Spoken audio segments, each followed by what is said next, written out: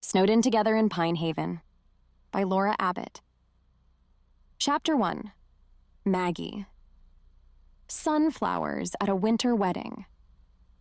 It sounded a little offbeat, perhaps, but Maggie was thrilled to see Sophia's plans taking shape. This wedding was going to be one for the books, and the big day was almost here at last. She shifted an armful of the sunflowers to a table and paused to examine the grand ballroom of the resort that sat just beyond her little town of Pine Haven. Her gaze swept over the exposed wooden beams that crisscrossed the high ceiling. The chandeliers hanging from them emitted a warm golden glow, casting an inviting light over the polished hardwood floors and the fieldstone fireplace that anchored the far wall. It was rustic elegance personified, with the grandeur of nature just beyond the expansive windows, framing views of the majestic pines and snow-dusted peaks. "Can you believe this is actually happening?" Sophia's voice echoed softly in the airy space. "Your big day is almost here, Soph." Lily, Sophia's younger sister, chimed in. Her excitement was palpable as she twirled, her blonde hair fanning out around her. "Everything looks so magical." Maggie smiled, sharing in the joy of her friends. "It's perfect, just like you envisioned. Ethan's jaw is going to drop." "Thanks to you two and your endless lists," Sophia said, linking arms with Maggie and Lily, leading them through the rows of elegantly set tables. "Speaking of lists, we can't forget about the cakes," Lily reminded them. As if summoned by the mere mention of desserts, Bastian Walsh appeared from behind a decorative partition, his chef's apron dusted with flour. His warm smile was a new comfort to the residents of Pine Haven, and today it was directed at Maggie. "Ah, the beautiful bridesmaids," he greeted, his eyes twinkling. "I hope you're here to steal a sneak peek at the masterpiece I'm crafting for tomorrow." "More like to ensure there's enough chocolate-dipped strawberries to go around," Maggie teased, appreciating the skillful hands that had quickly become the talk of the town since his arrival. "Those are in high demand," Bastian admitted, wiping his hands on his apron. "I'm racing against the clock here. But for Sophia's wedding, I'll make sure it's nothing short of perfection." "Is there anything we can do to help?" Maggie offered, always ready to lend a hand and put her knack for multitasking to good use. Bastian flashed a grateful smile, one that didn't quite disguise the hint of admiration in his gaze. "I will always welcome your help, Maggie," he said, adding a delicate swirl to the cake's frosting. "Just as soon as I've perfected this last rosette, I insist on nothing but the best for the bride." "Perfectionist much?" she teased, her laughter echoing lightly off the stone walls. "Only when it comes to desserts and charming company," he quipped back, sending an easy grin her way. "Charm away, chef, but save some of that sugar for the strawberries."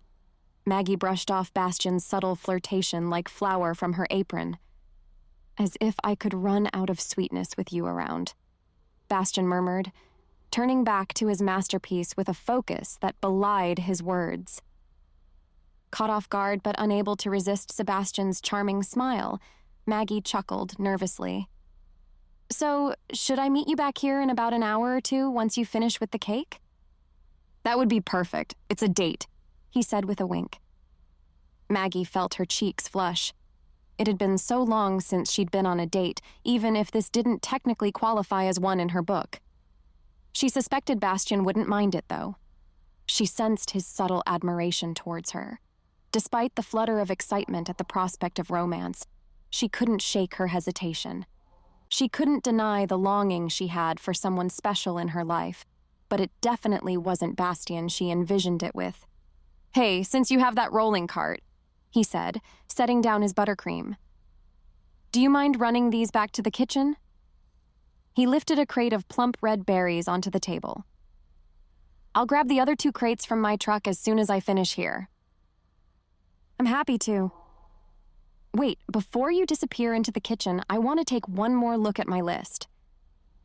Lily, ever the whirlwind of activity, studied the clipboard clutched in her hand, her blue eyes alight with the thrill of the ticking countdown.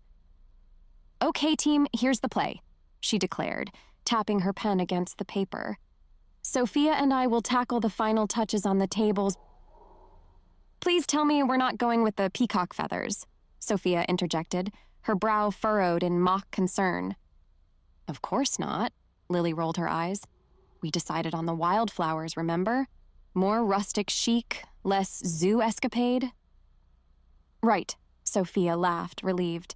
And while we do that, Lily continued, steering the conversation back on track. Maggie, can you head up to the honeymoon cabin? There are some things that need to be there before tonight, just to make sure everything is perfect for tomorrow. You got it, boss. Just pile everything onto my cart next to the strawberries. Awesome. Grab this and follow me. Maggie hoisted a box filled with delicate lace table runners, her arms straining slightly under the weight. As she made her way toward Lily, her gaze fell upon a massive trunk that looked like it belonged to a Victorian explorer rather than a bridesmaid. Whoa, Lily! Maggie exclaimed, setting down the box with a huff. What's all this? Are we setting up for a wedding night or embarking on an expedition? Lily laughed, her eyes twinkling with mischief. You know how Sophia loves her themes. That trunk is full of lanterns for the cabin porch. You didn't think I'd let my sister have anything less than magical, did you? Maggie eyed the trunk skeptically. I'm pretty sure my little hatchback won't agree with your definition of magical. That thing looks like it'll need a magic spell just to lift. Ah, don't worry about that. Lily flicked her long blonde hair over her shoulder. Eric is bringing his truck. He can haul the heavy stuff. Eric? Maggie's stomach did an unwelcome somersault at the mention of his name. Why does he need to be involved? I can handle it. Because, Lily replied with a knowing look, the man has biceps that were practically designed for lifting trunks, and let's face it, your car is more coffee shop chic than cargo carrier. Maggie crossed her arms, her lips pressed into a thin line. Well, maybe I don't want him flexing his muscles around me. I don't need a big, strong man to help me. Of course not, Lily said, her voice laced with humor. But you do need his truck. Plus, I've seen the way you two are together. Sparks might fly, and not just from the friction of moving furniture. Sparks? Maggie scoffed, but the heat rising in her cheeks betrayed her. The only sparks that fly between us are from the fire of our mutual annoyance. Uh-huh, Lily winked. Keep telling yourself that. Just wait until you're alone in that cozy cabin together. Alone? In the cabin? Maggie's heart skipped a beat, and she quickly dismissed the flutter. Nope, not happening. We're going up, unloading the trunk, and getting out of there. Operation efficiency. That's what this is. Whatever you say, Maggie, Lily grinned, patting her friend's shoulder. Just remember, if you need tips on handling grumpy yet irresistibly handsome men, I'm your girl. Thanks, but I'll pass. Look, Mags, we're racing against Mother Nature here, Lily said, pointing out the window with her free hand. We'll get everything set up at the cabin way faster if you and Eric work together. Plus, you don't want Sophia's special night to be ruined because we couldn't outrun a little snow. Blizzard, Maggie corrected absently, eyes fixed on the swirling mass that seemed to echo her inner turmoil. She sighed, knowing Lily had a point, despite the dread of spending more time with Eric than absolutely necessary. Okay, you're right. Let's just do this before that storm turns into our uninvited +1. Exactly, Lily exclaimed, releasing Maggie to clap her hands excitedly. Teamwork makes the dream work, and who knows, a little snow could mean cozy cabin vibes. You know, fireplace crackling, warm blanket, just you and Eric. Stop! Maggie warned, but the laugh that followed undercut her severity. The image was too vivid, too enticing. The sooner it's done, the sooner I can enjoy being anywhere else. Sure, Lily teased, nudging Maggie playfully. Professional. Just like those lattes you make him every morning are strictly business. I see how carefully you sprinkle that cinnamon. Because it's my job to make good coffee, not because he... Maggie caught herself, aware of the trap. Nice try, matchmaker. Keep your Cupid's bow pointed at someone else. Fine, fine, Lily relented, her smile showing she knew exactly which buttons to push. But I'm just saying, if there's any trouble at the cabin, you've got your own personal knight in flannel-clad armor.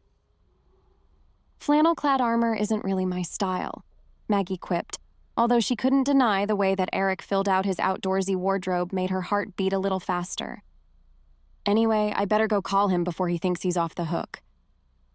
Maggie began to gather her things, steeling herself for the task ahead. The thought of being close to Eric sent a jolt through her, a mix of anticipation and annoyance that she wasn't quite ready to unpack. Chapter 2. Eric. Eric Delacruz slid into a well-worn booth, the cracked red leather creaking under his weight as he joined his friends. The burger joint buzzed with the familiar sounds of sizzling grills and chattering locals, the scent of fries and nostalgia heavy in the air. Across from him, his best friend, Ethan's eyes crinkled with happiness at the mere mention of his upcoming nuptials. "Guys, can you believe it? In just one day, I'll be a married man," Ethan said, shaking his head in wonder, his short, dark brown hair catching the light from the neon signs above. "Believe it?" Brad Burrell chimed in, flashing his signature grin. "I'm still trying to wrap my head around the fact that you convinced Sophia to say yes." "Hey, love conquers all," Ethan replied, nudging a basket of fries toward Eric with a knowing look. "Isn't that right?" Eric rolled his eyes, but couldn't help the smile tugging at the corners of his mouth. "Love is a battlefield, more like." "Speaking of battles," Ethan began, his tone suddenly solemn. "I want to thank you guys. Having you two standing with me means the world." His gaze lingered on Eric, then shifted to Brad, sincerity etched into every line of his face. "Come on, Ethan, you don't have to get all sappy on us," Eric teased, though warmth bloomed in his chest at the sentiment. He'd always been someone to rely solely on himself, yet here he was, part of a brotherhood he never knew he needed. "Eric's right.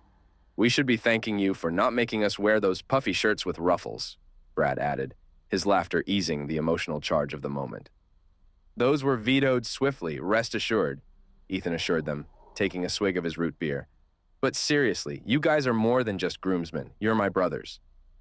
"Brothers don't let brothers wear ruffles," Eric quipped, raising his own bottle in a mock toast. "Or get cold feet," Brad piped up, wagging his eyebrows playfully. Ethan chuckled, leaning back in his seat. "No chance of that, not when I've got the best backup a guy could ask for." "Backup, wingmen, partners in crime. We've got all the bases covered," Eric said, raising his drink again, this time with a sense of camaraderie that only true friendship could forge. "Here's to no ruffles, no cold feet, and most importantly, to Ethan and Sophia's happily ever after," Brad declared, clinking his bottle against theirs. "Cheers," they echoed, the sound mingling with the cheerful din of the burger joint. "Hey, before I forget, Sophia and Lily are in a bit of a bind," Ethan said, tearing off another bite of his burger. Eric leaned forward, his interest piqued. He had a soft spot for the sisters, especially Sophia, who was about to marry one of his best friends. "What's up?" Turns out they've got more wedding paraphernalia than anticipated. They need to get it all to the honeymoon cabin before the weather turns nasty. "Sounds like quite the haul," Brad commented, wiping ketchup from the corner of his mouth with a napkin. "My car's not gonna cut it. The trunk is smaller than a bread box, and that back seat, if you can even call it that, is strictly ornamental." "Ornamental?" Eric repeated, smirking at Brad's usual flair for dramatics. "I've seen bigger glove compartments." "Ha-ha," Brad shot back, rolling his eyes. "What about your truck, Eric? That thing could swallow half the store and still have room for dessert." Eric rubbed his chin thoughtfully, the faintest hint of a smile playing on his lips. His truck was more than capable. It was a beast.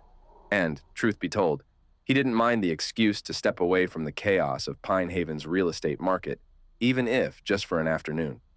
"Consider it done," Eric declared, already picturing the mountain of boxes and tool waiting for him.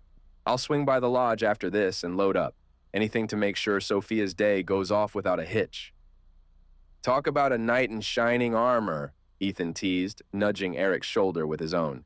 "You're a lifesaver, man." "Knight in dented armor, maybe," Eric countered, his grin widening. "But hey, it's what friends, or should I say brothers, are for, right?" "Brothers in arms, bearing wedding favors," Brad chimed in, his tone light but his gaze sincere. "And who knows, Maybe our hero will get more than just gratitude from a certain fiery friend of the bride. Brad, Eric warned, the heat rising in his cheeks despite himself. He knew exactly who Brad was talking about.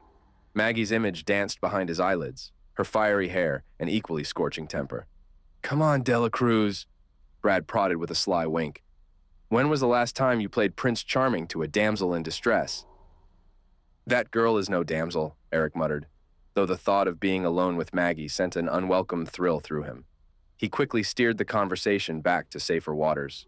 Anyway, I better get moving before that storm rolls in. Good luck, man, Ethan said with a chuckle, clapping Eric on the back as they stood up to leave. Thanks, Eric replied. I'm going to need it. He pushed the heavy glass door of the burger joint, stepping out into the crisp winter air. The sky had grown denser since he'd gone in, the clouds now pregnant with the promise of snow. As he walked briskly towards the lodge, the first few hesitant flakes began to descend, carried by a breeze that seemed to whisper of the tempest brewing on the horizon. Maggie was there, just outside the warmth of the mountain resort where the nuptials were set to take place, bundled up in a coat the color of her vibrant hair. She bounced on the balls of her feet, emitting an energy that could power the whole town of Pine Haven. Her arms were crossed, and her breath fogged the air in front of her as she caught sight of Eric approaching. About time, Dela Cruz. I thought you decided to hibernate for the winter, Maggie called out, the corners of her mouth lifting in a teasing smile that failed to mask her concern. We need to get a move on before Mother Nature decides to really show us what she's made of. Patience, Rojo, Eric shot back, his lips curving involuntarily at the nickname that always sparked fire between them. Had to make sure Ethan didn't drown in his pre-wedding jitters. Huh, I'd like to see that. She uncrossed her arms and gestured towards the sky with a gloved hand. But seriously, look at this. Snowflakes swirled around her, catching in her curls like tiny stars. The weather girl said it's going to be a doozy. Then let's not dilly-dally. Eric strode past her, heading for the parking lot where his trusty truck awaited, its bed empty and ready for the impending load. Lead the way, Sir Eric of Pine Haven, Maggie quipped, falling into step beside him, her boots crunching in the thin layer of fresh snow. Only if you promise not to distract the driver with your incessant chatter, he retorted, but the sparkle in his eyes betrayed his jest. Me? Distract you? Maggie gasped dramatically, touching a hand to her chest. I am the epitome of silence, a veritable monk when it comes to... Quiet contemplation? Eric finished for her, his chuckle low and warm. Exactly, Maggie laughed, the sound mingling with the rustle of the snow-laden pines that lined their path. Their banter had the ease of long familiarity, the kind that came from many shared cups of coffee and just as many arguments over trivial things. Yet beneath the surface, there was an electric current of something more, a connection neither of them was brave enough to explore. Let's load up and hit the road, Eric said as they reached the truck, before we end up as ice sculptures commemorating Ethan's wedding. Romantic, Maggie said with a smirk. Her words cut off as the baker came jogging up the sidewalk, a crate of strawberries in his arms, his breath misting in the chilly air. Bastian jogged towards them, his brows furrowed against the flurries, a question poised at the edge of his frosty lips. Hey, Maggie, where are you two headed in this weather? Bastian called out, setting down his precious cargo by the truck. I thought you were going to help me with the chocolate-covered strawberries. His smile was warm enough to suggest spring in the dead of winter. Ethan and Sophia need these wedding things taken to the cabin, Maggie replied, her voice suddenly higher-pitched as she gestured vaguely to the back of the truck. But it shouldn't take long. I'll be back to help soon. Need any help with that? Bastian offered, looking from Maggie to Eric, his gaze lingering a touch too long on Maggie's flushed face. No, we're good, Eric managed, feeling the unwelcome heat rise in his cheeks, cursing himself for reacting to Bastian's innocent inquiry. All right, stay safe, Bastian said, picking up his strawberries again. See you in a bit. Sure thing, Bastian, thanks, Maggie answered, offering a wave while Eric gripped the steering wheel a little tighter, pretending not to notice the way Bastian's presence had brightened her expression. Can we go now? Eric asked, a hint of gruffness edging his words, though he couldn't pinpoint why Bastian's interaction with Maggie should bother him so much. Jealous, Dela Cruz? Maggie teased, catching the look in his eye, her own twinkling with mischief. Of Bastion? Please, Eric scoffed, putting the truck in gear. I'm just eager to get this over with. Uh-huh, sure, she drawled, settling back into her seat, because it's definitely the wedding errands that have you all hot and bothered. Let's not forget who's sitting next to whom here, Rojo, he retorted, using the nickname that slipped out only when his emotions ran high. The word felt like a spark in the tense space between them, and for a moment, neither spoke, letting the silence and the soft patter of snow against the windshield fill the cab. The engine hummed as Eric maneuvered the truck through the snow-covered streets in the resort area outside of Pine Haven, his gaze flickering to the rearview mirror where he caught Brad and Lily standing outside the lodge. They were waving goodbye, their smiles wide and untroubled. Lily, ever the innocent conspirator, blew them a kiss, her blissful ignorance shielding her from the electric charge that seemed to crackle between him and Maggie. Will you just focus on driving? Maggie chided. You'll plow us into a snowbank if you keep staring at them like they're giving out free lifetime coffee vouchers. Eric's lips quirked up at the corners, an involuntary response to her jab. Just making sure they don't do anything foolish, like start a snowball fight in the middle of a blizzard. Ha! She snorted, as if Lily hasn't already pegged Brad with a good few before we left. Wouldn't surprise me, he admitted, keeping his eyes on the road that was quickly disappearing under a blanket of snow. Speaking of surprises, Maggie began, her fingers absent-mindedly tracing the outline of the heater vent. I didn't expect Bastion to... Let's just beat this storm, he murmured, cutting her off. But despite his best efforts, he was acutely aware of Maggie beside him, her presence a constant pull on his senses that he could never quite ignore. Eric's fingers drummed against the steering wheel as he pulled onto the main road, the truck's headlights cutting through the thickening snow. He could feel Maggie's gaze on him, her curiosity a tangible thing in the close confines of the cab. Shaking his head slightly, he tried to dispel the lingering irritation from seeing Bastion get so friendly with her. She was just a chatty, messy, and infuriating friend of a friend. Nothing more. Did I say something wrong? Maggie's voice broke through his internal monologue. Nothing you haven't said before, Eric replied smoothly, casting her a sidelong glance. Just focus on the list Lily gave us. We're on a mission here. Right, the mission, Maggie said, adopting an overly serious tone that failed to mask the laughter in her voice. To deliver wedding paraphernalia to the love cabin in the woods.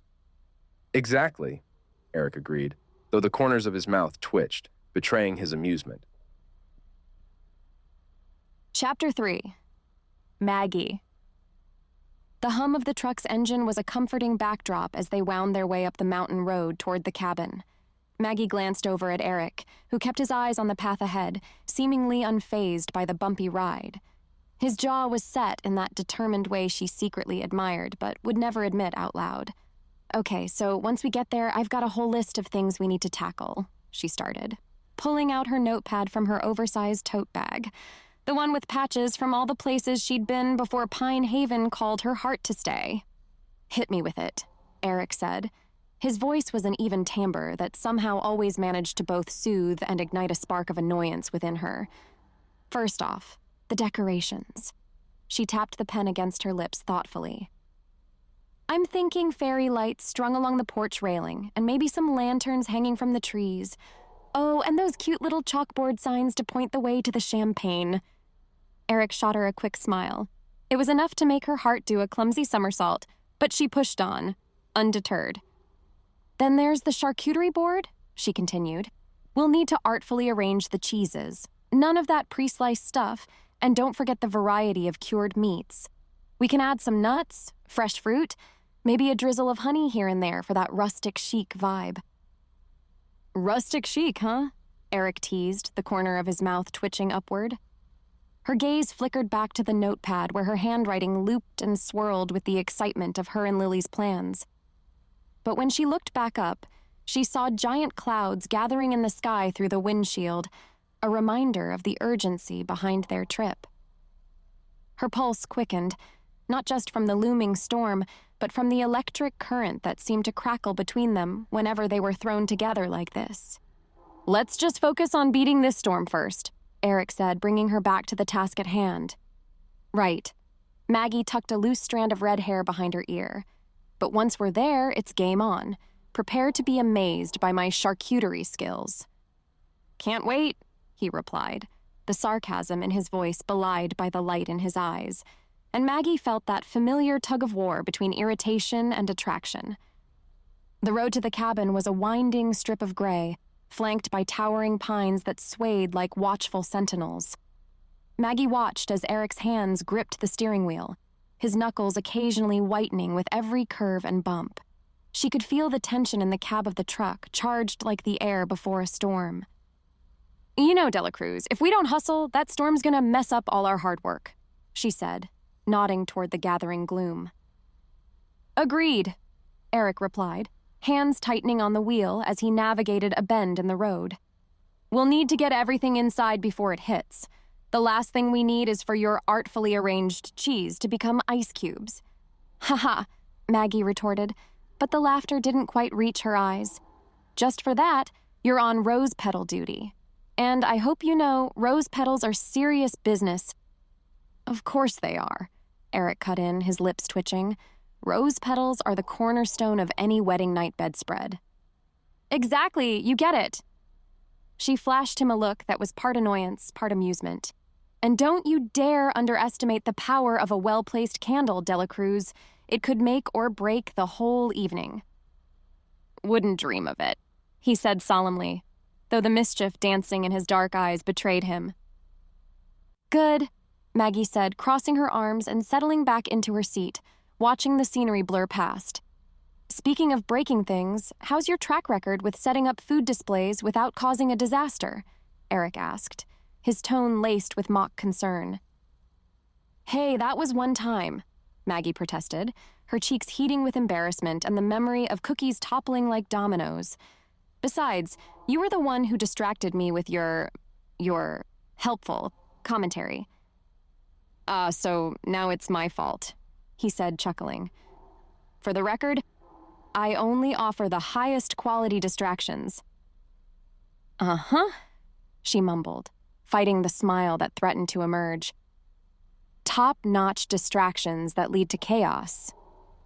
Chaos has its charm, Eric murmured, his voice dropping to a timbre that sent shivers down her spine.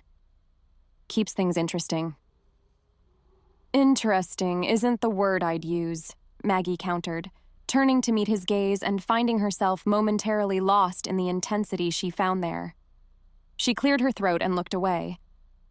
Let's just focus on not getting swept away by the storm, okay? Deal, he replied softly, and for a moment they drove in comfortable silence, both keenly aware of the crackling energy that seemed to buzz within the confines of the truck. Okay, team effort, Maggie finally said, breaking the stillness as the cabin came into view. We've got this, right? Right, Eric agreed, flashing her a grin that somehow managed to be both reassuring and disarming. Team effort. Their playful banter resumed, a familiar rhythm that carried them the rest of the way, a counterpoint to the steadily increasing flurry of snowflakes that had begun to swirl across the windshield. The gravel crunched under the tires of the truck as Eric drove the final stretch toward the cabin. Peering out the window, Maggie watched as the once clear sky was steadily devoured by a ravenous mass of clouds. Looks like the storm's picking up, she murmured, her hand reflexively reaching for the dashboard, as if she could hold off the impending deluge. Which means we need to move double time when we get inside. Eric's voice was laced with urgency as he squinted at the sky. Right, Maggie agreed. Her gaze lingered on the way his jaw tensed, a subtle sign of his creeping concern. As they pulled up to the cabin, Eric wasted no time hopping out of the truck, his movements swift and efficient. Maggie followed suit, her boots hitting the ground just as the first freezing gust of wind cut through the trees behind her. Grab the box with the twinkle lights, I'll get the food, she called over her shoulder, already darting toward the back of the truck to retrieve the supplies. Got it. Come on, before Mother Nature decides to crash our party. Race you to the door? Maggie challenged, the corners of her lips turning upward in a playful smirk. Only if you're craving defeat, Eric shot back, his competitive edge flashing in his smile. With an impish grin, Maggie took off, Eric hot on her heels, both of them dashing for the cover of the porch as the snow began to blow in earnest. She reached the door first, a triumphant cheer escaping her lips just as Eric caught up, his hand grazing hers as they fumbled with the doorknob, both breathless and laughing. "Victory for Rojo," he conceded, his grin infectious as he stepped into the cabin behind her. "Feels good to be on the winning side," Maggie replied, her heart skipping a beat as their playful rivalry gave way to something warmer and cozier now that they were sheltered from the storm that raged outside. Chapter 4. Eric. "Where do you want this?" Eric asked, his arms flexing as he hoisted a wooden crate full of soft, luxurious blankets with surprising ease. The muscles in his back tightened under the strain, but he stood steady, waiting for Maggie's direction. "Over there by the window," Maggie chirped without missing a beat. Her voice carried a melody that seemed to dance through the air. She was on her knees arranging a cluster of white silk pillows on the love seat, her bright red hair cascading over her shoulders like a fiery waterfall. "Careful with that," she added, flashing him a quick grin that didn't quite reach her eyes. "You know I handle all delicate things with care." "Except my coffee mugs," Maggie retorted, standing up to dust off her hands on her jeans. Her laughter filled the room, its warmth wrapping around Eric despite the cold storm brewing outside. "Hey, that was one time," he defended himself with a mock scowl, then watched as she began to adorn the mantelpiece with an assortment of candles and crystal figurines. "Uh-huh," she hummed, reaching for a garland of ivy to drape across the mantel. Every move she made was deliberate, her dedication to creating the perfect romantic setting clear in the way she adjusted each item until it was just so. "Need some help with those?" Eric offered, nodding towards the tangled fairy lights lying on the floor like a challenge he was ready to accept. "Would you?" "That'd be amazing." Maggie's smile was genuine this time, lighting up her whole face. It was moments like these, when she let down her guard, that reminded him of the magnetic pull she seemed to have on him, a force he fought to resist. "Amazing is my middle name," he quipped, bending down to untangle the lights. His hands were surprisingly nimble for the task. "Sure it is," she teased. "Eric, amazing, Delacruz." "Better believe it," he said, finally freeing the lights and holding them aloft like a victorious warrior of domesticity. They shared a laugh, the sound mixing with the howl of the wind outside. Eric leaned against the doorway, arms crossed over his chest, as he watched Maggie flit about the room with the grace of a dancer. She had transformed the otherwise drab space into something out of a fairy tale. Her red hair was a fiery cascade that caught the soft light, casting warm glows on her focused face. "Looks like you've done this before," Eric said, his voice tinged with a mix of admiration and playful challenge. "Maybe once or twice," Maggie shot back without looking up, her hands expertly fluffing a pillow here, straightening a drape there. "It's all in the details, Delacruz." "Ah, I see," he replied, his smile widening as she turned to him with a twinkle in her eye. It was difficult not to get lost in the vibrancy she exuded. With a flourish, Maggie approached and thrust a bag of rose petals and a box of candles into his hands. "Your turn to contribute to the ambiance," she declared. "Rose petals and candles, huh? I thought you were joking about that earlier." Eric raised an eyebrow as he peered into the bag. He wasn't accustomed to such delicate tasks, but the way Maggie looked at him, expectant with a hint of mischief, he knew he didn't have much choice. "Scatter them around or, make it rain," she suggested with a laugh that echoed through the suite, bouncing off the walls and settling warmly in his chest. "Make it rain? I'm not sure that's the vibe we're going for." Eric feigned a serious tone, but the corners of his mouth betrayed him, curling into an amused grin. "Come on, Grump. Where's that imagination I keep hearing so much about?" Maggie nudged his shoulder with her own, a spark igniting in her gaze that seemed to dare him to step out of his comfort zone. "Think of it like one of your real estate deals. Be deliberate with the details, and it'll all pay off big time in the end." "All right, Rojo. Challenge accepted." The familiar nickname rolled off his tongue and danced dangerously close to revealing just how often he thought of her. Carefully, he opened the bag and took a handful of petals, letting them fall in a soft shower onto the pristine bedspread. "See? You're a natural."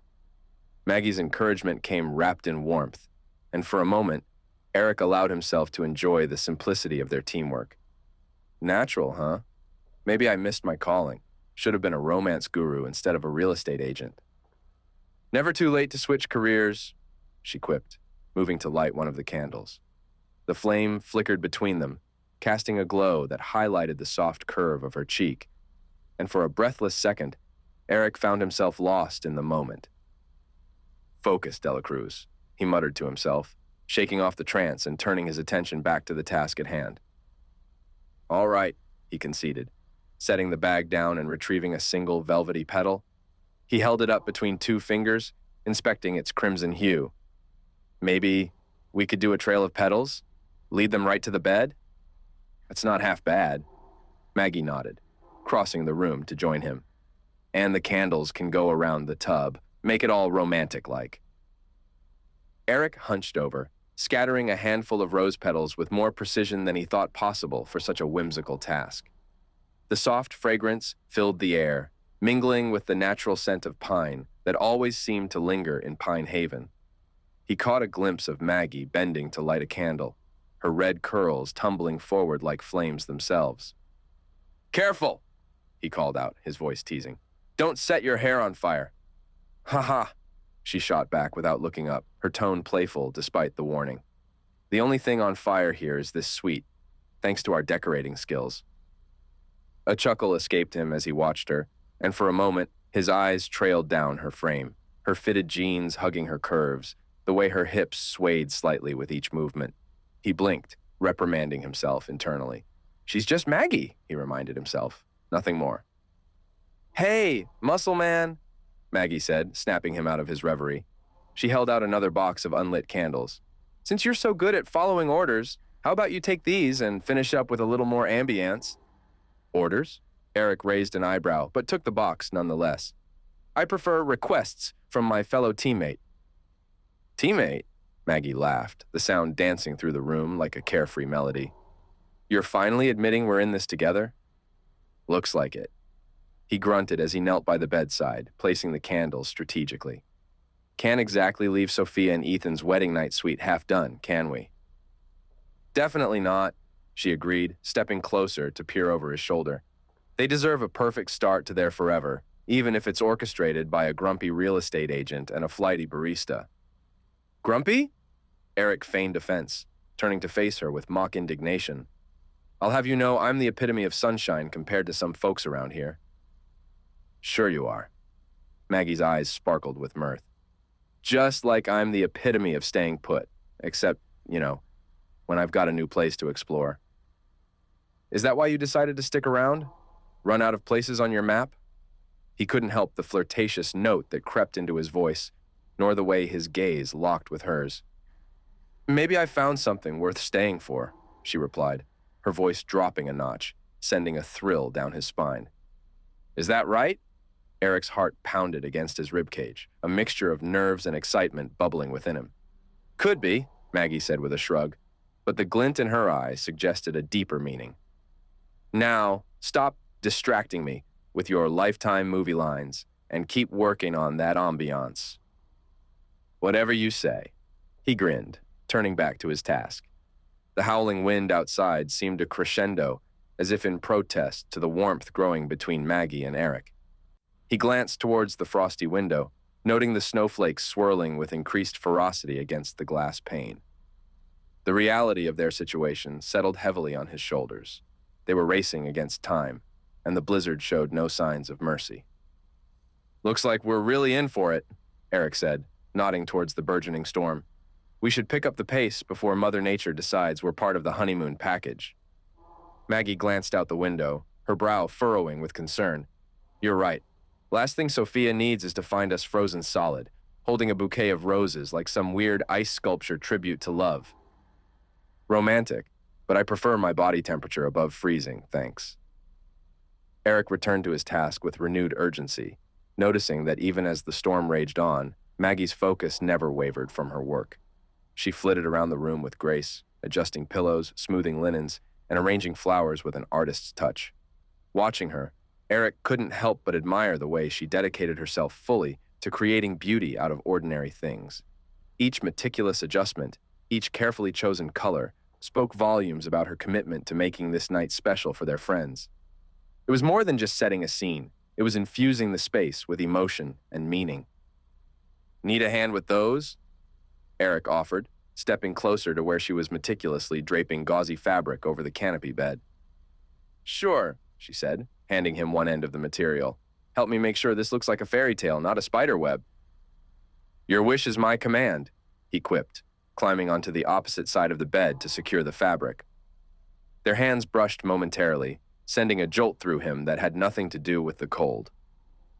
"Thanks, Eric," Maggie said softly, looking up at him through her lashes.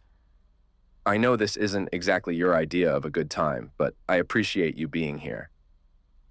He held her gaze, all traces of humor dissolving into something more sincere. "I can't think of anywhere else I'd rather be right now." And as the words left his mouth, Eric realized with startling clarity that he meant every single one. Eric reached for a garland of silk ivy, draping it alongside the headboard with more grace than he ever thought his hands capable of. He shot Maggie a victorious glance. "Look at that," he boasted with a mock-serious tone. Eric Dela Cruz, real estate mogul, master decorator. "Wow, add humble to that list," Maggie teased, her eyes twinkling as she arranged a bouquet of fresh flowers on the nightstand. "You're practically a Renaissance man." "Ha ha," Eric retorted dryly, but he couldn't suppress the smirk tugging at the corner of his mouth. "Just don't expect me to start painting or writing poetry. I have a reputation to maintain."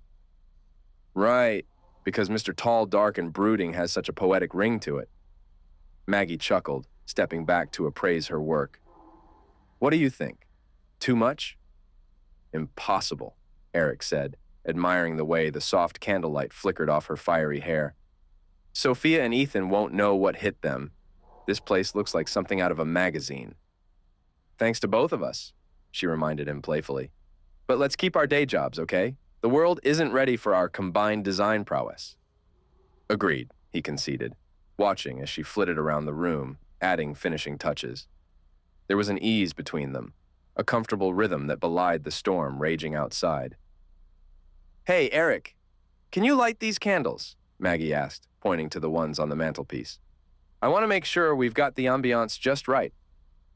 "Anything for the mood," he quipped, grabbing the lighter and making quick work of the task. His fingers brushed against the warm wax, and he wondered idly if Maggie's skin would feel just as soft. The master suite had transformed into a haven of romance, with every detail crafted by their four hands.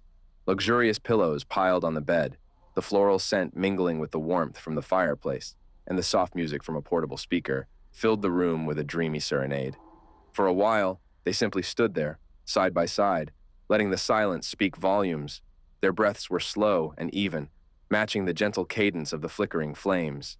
And despite the blizzard intensifying outside, Eric was content to linger with Maggie, just for a while longer. Chapter 5. Maggie. Maggie hummed softly to herself as she arranged an artful spread of cured meats, sharp and creamy cheeses, and ripe fruits that burst with color on the rustic wooden charcuterie board. The honeymoon cabin, nestled high in the pine-scented serenity of the mountains, was designed for romance, and Maggie intended to make Sophia and Ethan's evening unforgettable. "Rojo!" Eric called out, the familiar nickname escaping his lips in a mix of exasperation and fondness. "We need to get a move on before this storm makes it impossible to drive down." "Patience is a virtue, Dela Cruz," Maggie shot back, her focus unwavering as she plucked a sprig of rosemary, placing it just so among the delicacies. Her fingers danced over the textures, the velvety softness of raspberries, the crumbly edge of aged cheddar, each piece selected for its promise to tantalize the taste buds. "Virtue won't keep us from sliding off the mountain," Eric countered, but the corner of his mouth twitched upwards, betraying his attempt at sternness. "Almost done," she said, adding a cluster of dark chocolate squares next to a pile of glistening honeycomb. She glanced up, catching the sight of Eric leaning against the doorframe, arms crossed. He was all brooding intensity wrapped in a flannel shirt that did nothing to hide the lean muscle beneath, and despite herself, Maggie felt a flutter in her stomach. Your dedication to your craft is admirable, but even you can't control the weather. His dark eyes held a challenge. Watch me, Maggie quipped, though the smile tugging at her lips softened the defiance. She placed the final touch, a small bowl of spiced nuts, in the center of the board and stepped back to admire her work. Perfection, she declared, and not without a hint of pride. Perfection would be getting back down this mountain in one piece, Eric teased, but there was a warmth in his voice that made Maggie's heart skip a beat. She realized then how close the space between them had become, charged with something she wasn't quite ready to name. Ready, boss? Maggie rolled her eyes playfully as she grabbed her coat, preparing to brave the storm that was no match for the one brewing in the room. Ready is an understatement. Wait, the strawberries! A sudden realization washed over her just as she was about to zip up her coat. Bastion's expecting me to help him dip them in chocolate for the reception, but I'm sure he won't mind a few missing for the honeymoon suite. Eric raised an eyebrow, the corners of his mouth twitching with barely contained impatience. Strawberries. Now? Come on. A few dipped strawberries here would be the pièce de résistance, she said, her hands gesturing to the artfully decorated cabin around them. He glanced at the window where the wind was whipping snow into furious spirals. Maggie, we need to go. The last thing I want is to dig my truck out of a snowbank because you needed a few more pieces of fruit. Are you denying the bride and groom chocolate-dipped strawberries? Maggie placed a hand over her heart, feigning shock. That's almost criminal. Fine, he conceded, the exasperation in his voice losing out to the amusement in his eyes. But make it quick, Rojo. Quick as a bunny, she teased. With a roll of his eyes, a motion Maggie found oddly endearing, he opened the door for her, letting in a blast of cold air that made her shiver despite the thick coat she pulled tighter around herself. Back in a flash, she promised. The wind tugged forcefully at her hair as she braced herself on the porch. She could feel Eric's gaze on her back as she ventured towards the truck, a silent sentinel against the chaos of the elements. Be careful, he called after her, his voice nearly lost under the howl of the wind. Always am. She reached the truck, fumbling with the keys for a moment before swinging open the door. The strawberries were right where she'd left them, nestled in their crate like precious jewels. Maggie grabbed them, securing the lid against the gusts that seemed eager to snatch them away. Snowflakes thick as cotton swirled around Maggie, obscuring the cabin's warm glow just yards away. The wind was a living thing, a tempest that roared with the ferocity of a wild beast, tearing through the pines that stood around the mountain retreat. Each step she took felt like wading through a sea of icy feathers, the world reduced to a white blur that threatened to swallow her whole. Come on, Maggie, you've handled worse, she muttered to herself, her breath forming frosty clouds that hung briefly in the air before being snatched away by the gale. It was a mantra of sorts, a reminder of her countless travels and the storms she had weathered both outside and within. Her fingers, snug in their gloves, curled tighter around the wooden railing, knuckles whitening with the effort to hold on. She planted her boots firmly, focusing on the feel of the wood beneath her grip, the solidity of the steps underfoot. They were her lifeline, guiding her in the blinding white that erased the boundary between sky and earth. Slow and steady wins the race, she chanted under her breath, each step a victory against the storm's might. Her red hair, usually a fiery cascade, now lay plastered against her face and neck, damp and defiant against the snow's onslaught. She squinted, trying to push through the blinding white that spiraled around her, stealing away the world. Whoa, Mother Nature, ease up on the drama, will you? She joked into the void, aiming for levity over the roar of the tempest. Her words were cut short as her boot met not with the solid security of the next wooden step, but with treacherous ice. In one horrifying instant, her feet betrayed her, slipping out from under her, with all the grace of a newborn fawn on roller skates. Eric's gonna have a field day with this, she thought fleetingly, even as gravity took hold and pulled her down. Maggie's breath whooshed out of her lungs as she landed hard on the ground, the impact jarring her to the core. Her world shrank to a single point of searing pain as she lay sprawled on the icy ground. The chill of the snow beneath her mingled with the sharp ache radiating from her hip, and for a moment, all she could do was gasp in shock, her thoughts scattered like the swirling flakes above her. Drawing in a shaky breath, Maggie gingerly attempted to push herself up, her hands slipping against the slick surface before finding purchase. With a grunt, she managed to sit upright, a small victory amidst the flurry of discomfort. "Okay, let's not make this the night I freeze to the ground," she murmured, trying to inject some humor into the situation despite the throbbing in her limbs. She flexed her fingers, then her toes, relief flooding her as each digit obeyed her silent command. No snap, crackle, or pop. Good signs, all things considered. "Eric's going to flip when he sees me," she murmured, imagining his exasperated face, the way his eyes would roll at her customary clumsiness. It brought a smile to her lips despite the pain. The mountain rescue hero saving the damsel in distress again. With effort, she began to rise, steadying herself against the wooden railing that had failed to prevent her fall but now served as a lifeline. Her coat was dusted with snow, making her resemble a half-baked dessert, no strawberries required. Determination set her jaw tight as she took a tentative step, testing her weight on her bruised side. Pain shot through her, a stark reminder of her recent embrace with gravity. But it was bearable. Just another story to laugh about over the counter at Java Joy, another anecdote to add to Maggie's colorful collection. But her attempt at a cautious step backfired as a sharp, searing pain lanced up her leg, snatching her breath away. With a gasp, she crumpled again, this time with the resignation that her solitary trek back to safety wasn't going to be an option. The biting cold of the snow seeped through her clothing, and a shiver coursed through her body, not just from the chill, but from the creeping realization of vulnerability. "Eric!" Her voice carried, surprisingly strong against the howl of the wind. She listened intently, hoping for the crunch of footsteps through the accumulating snow, for the deep timbre of his voice calling back to her. But there was only the relentless wail of the storm in response.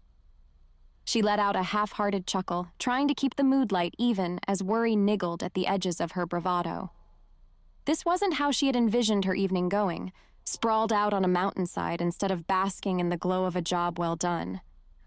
"Eric, I swear, if you make me turn into a popsicle out here, I'll haunt you forever with decaf lattes and unsalted caramel," she called out again, the words puffing out in white clouds that dissipated instantly into the frigid air. As if on cue, the snow seemed to fall heavier, blanketing her in a silent, cold embrace. She tried to wiggle her toes, ensuring they hadn't gone numb yet, and felt a flicker of relief when they obeyed.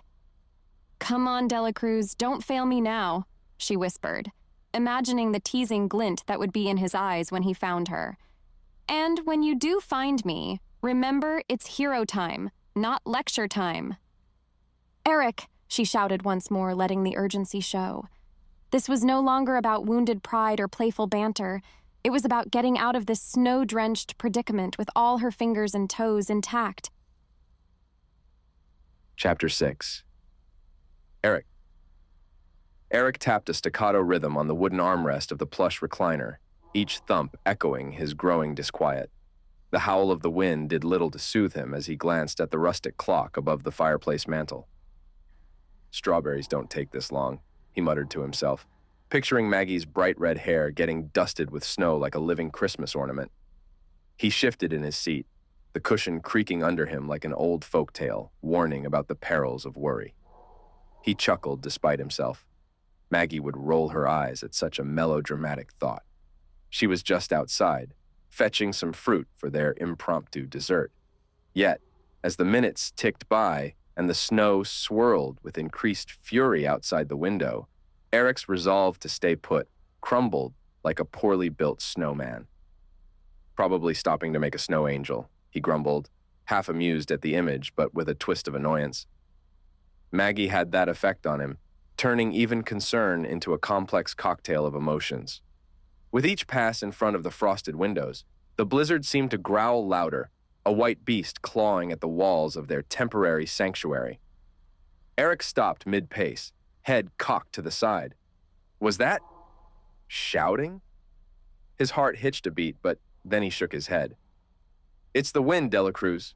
Pine Haven's own siren song, he chided himself. But the nagging itch of worry wouldn't let up. He approached the window again, fingers prying apart the blinds with the reluctance of a man about to confirm his fears. Peering out into the howling white abyss took a second to adjust his vision, but then he saw it, a splash of color against the monochrome landscape. Damn it, Maggie, he breathed, the warmth of his breath fogging up the glass. There she was, a lone figure sprawled on the ground, her crimson locks fanned out against the snow, the carton of strawberries overturned beside her. Of all the stubborn? Eric didn't finish his sentence. He was already moving, action overtaking thought, the cabin door slamming behind him as he plunged into the icy embrace of the storm. His mind was a tempest, echoing the chaos of the blizzard as he bolted outside. The cold bit at his skin, but panic rendered him impervious to the chill. He should have gone with her, should have insisted. But no, he'd been too worried about coming off as overbearing. Now Maggie was out there because he wanted to play the cool, trusting friend. Maggie! His feet lost their grip on the icy sidewalk, sending him skidding forward, arms flailing for balance. Snowflakes pelted his face like shards of glass, finding their way into his eyes and down the collar of his shirt. He didn't even feel it. His focus was wholly on the crumpled figure in the snow. Eric? Maggie's voice was thin, barely audible over the howl of the wind.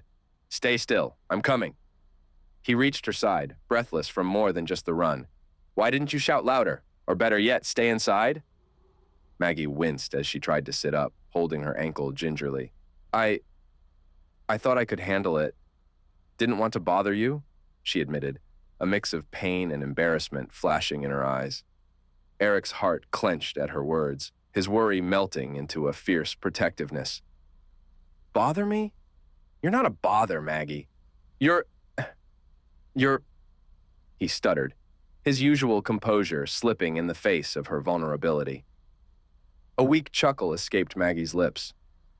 I'm what, a walking disaster? He knelt beside her, carefully inspecting her ankle.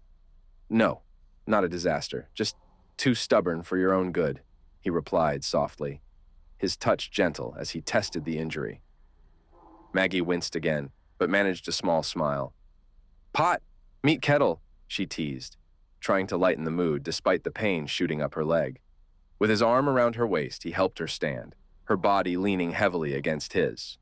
They moved in a slow, laborious dance back towards the cabin, each step punctuated by a sharp intake of breath from Maggie. Sorry, he muttered every time she winced. Her ankle was clearly hurt, and guilt was a hot coal in his stomach. We'll get you fixed up in no time. Eric Delacruz, playing doctor? Should I be scared or intrigued? Despite the pain, Maggie's humor never wavered. It was one of the things about her that both infuriated and attracted him. Terrified, he shot back with a half smile, his free hand brushing snowflakes from her fiery hair. They reached the door, and he supported her weight as they stumbled inside, away from the relentless storm. Guess we're really snowed in now, she said, a note of apprehension threading through her light tone as she glanced toward the window where the world disappeared beneath swirls of white. Looks like it, Eric agreed, his heart doing an odd little skip at the prospect. Alone, with Maggie, in a cozy cabin while the storm raged outside. This was either going to be the end of him or the start of something he'd been fighting against for far too long. He led Maggie to the chair by the fireplace, her arm draped over his shoulder for support. He crouched down in front of her, his hands hovering momentarily before he reached for her foot. Easy does it, he murmured as he eased off her boot, trying not to jostle her injured ankle. Did you take a course in boot removal I didn't know about, Delacruz? She teased, her voice strained but spirited. Boot removal 101. First lesson, do no harm. His lips twitched into a reluctant smile as he examined her ankle. It was swelling, an angry red mark blooming on her pale skin. Looks sprained. Great, just what I needed. An excuse to sit around and drive you crazy with my endless chatter, Maggie quipped, though her eyes betrayed the pain she felt. Wouldn't be the first time, Eric shot back lightly, even though the thought of her company, endless chatter included, wasn't unpleasant at all. But that was a dangerous road, one he'd been avoiding since Maggie breezed into Pine Haven with her fiery hair and brighter laugh. "Try to hold still for me, okay?" he asked as he disappeared into the bathroom for the first aid kit. Returning a moment later, Eric knelt beside her once more. He carefully unwrapped a bandage from its sterile packaging, his movements precise and methodical. As he started to wrap the bandage around her swollen ankle, his fingers brushed against her skin, soft and warm, sparking a current that ran up his arm and settled somewhere deep in his chest. "Your hands are cold," Maggie observed, her breath hitching slightly with the contact. "Sorry, I didn't think to warm them up. Not exactly the best bedside manner," he admitted, focusing on the task at hand rather than the fluttering in his stomach. "Could have fooled me," Maggie replied, a faint blush coloring her cheeks. "I always knew beneath that grumpy exterior was a man who could wrap an ankle like a pro." "Keep that under wraps, Rojo. Don't ruin my reputation," he said, securing the bandage with a final tug. There was something unexpectedly intimate about caring for someone this way, about being the one she relied on, if only for a moment. "Your secret's safe with me, Dr. Delacruz." Her smile was a little lopsided but genuine, and it tugged at something within him he hadn't quite come to terms with yet. Eric finished wrapping Maggie's ankle, his hands deliberately steady, despite the chaos of emotions swirling inside him. As he glanced up at her, he noticed her gaze was fixated not on her newly bandaged limb, but on his own feet, soaked through from his rushed rescue. "Your socks are completely drenched, Eric," Maggie chided with a frown, her tone holding that maternal edge that both irked and warmed him. "You could catch hypothermia running out there half-dressed like a lunatic." He shrugged off her concern with a practiced nonchalance. "I think I can handle a couple of wet socks." But as their eyes met and held, something vulnerable flickered in his chest. "Still," he continued, unable to hide the tremor in his voice, "it'd be a small price to pay if it meant you weren't out there, turning into an ice sculpture." His words hung between them, heavier than he intended, and for a moment, Eric felt exposed. He scrambled mentally for something to say, anything that would divert them away from the sincerity that had slipped through his usually guarded exterior. "Besides," he quipped, quickly shifting back to safer ground, "who else is going to put up with your terrible taste in music and your addiction to triple-shot espressos?" Maggie's laughter filled the room, clear and bright against the howling wind outside. It was a sound that tugged at the corners of his mouth, even as the storm seemed to wrap tighter around the cabin, like a frosty siege. "Speaking of terrible," she shot back, "this whole cabin fever scenario? Classic horror movie setup, Delacruz? If we start hearing creepy music, I'm blaming you."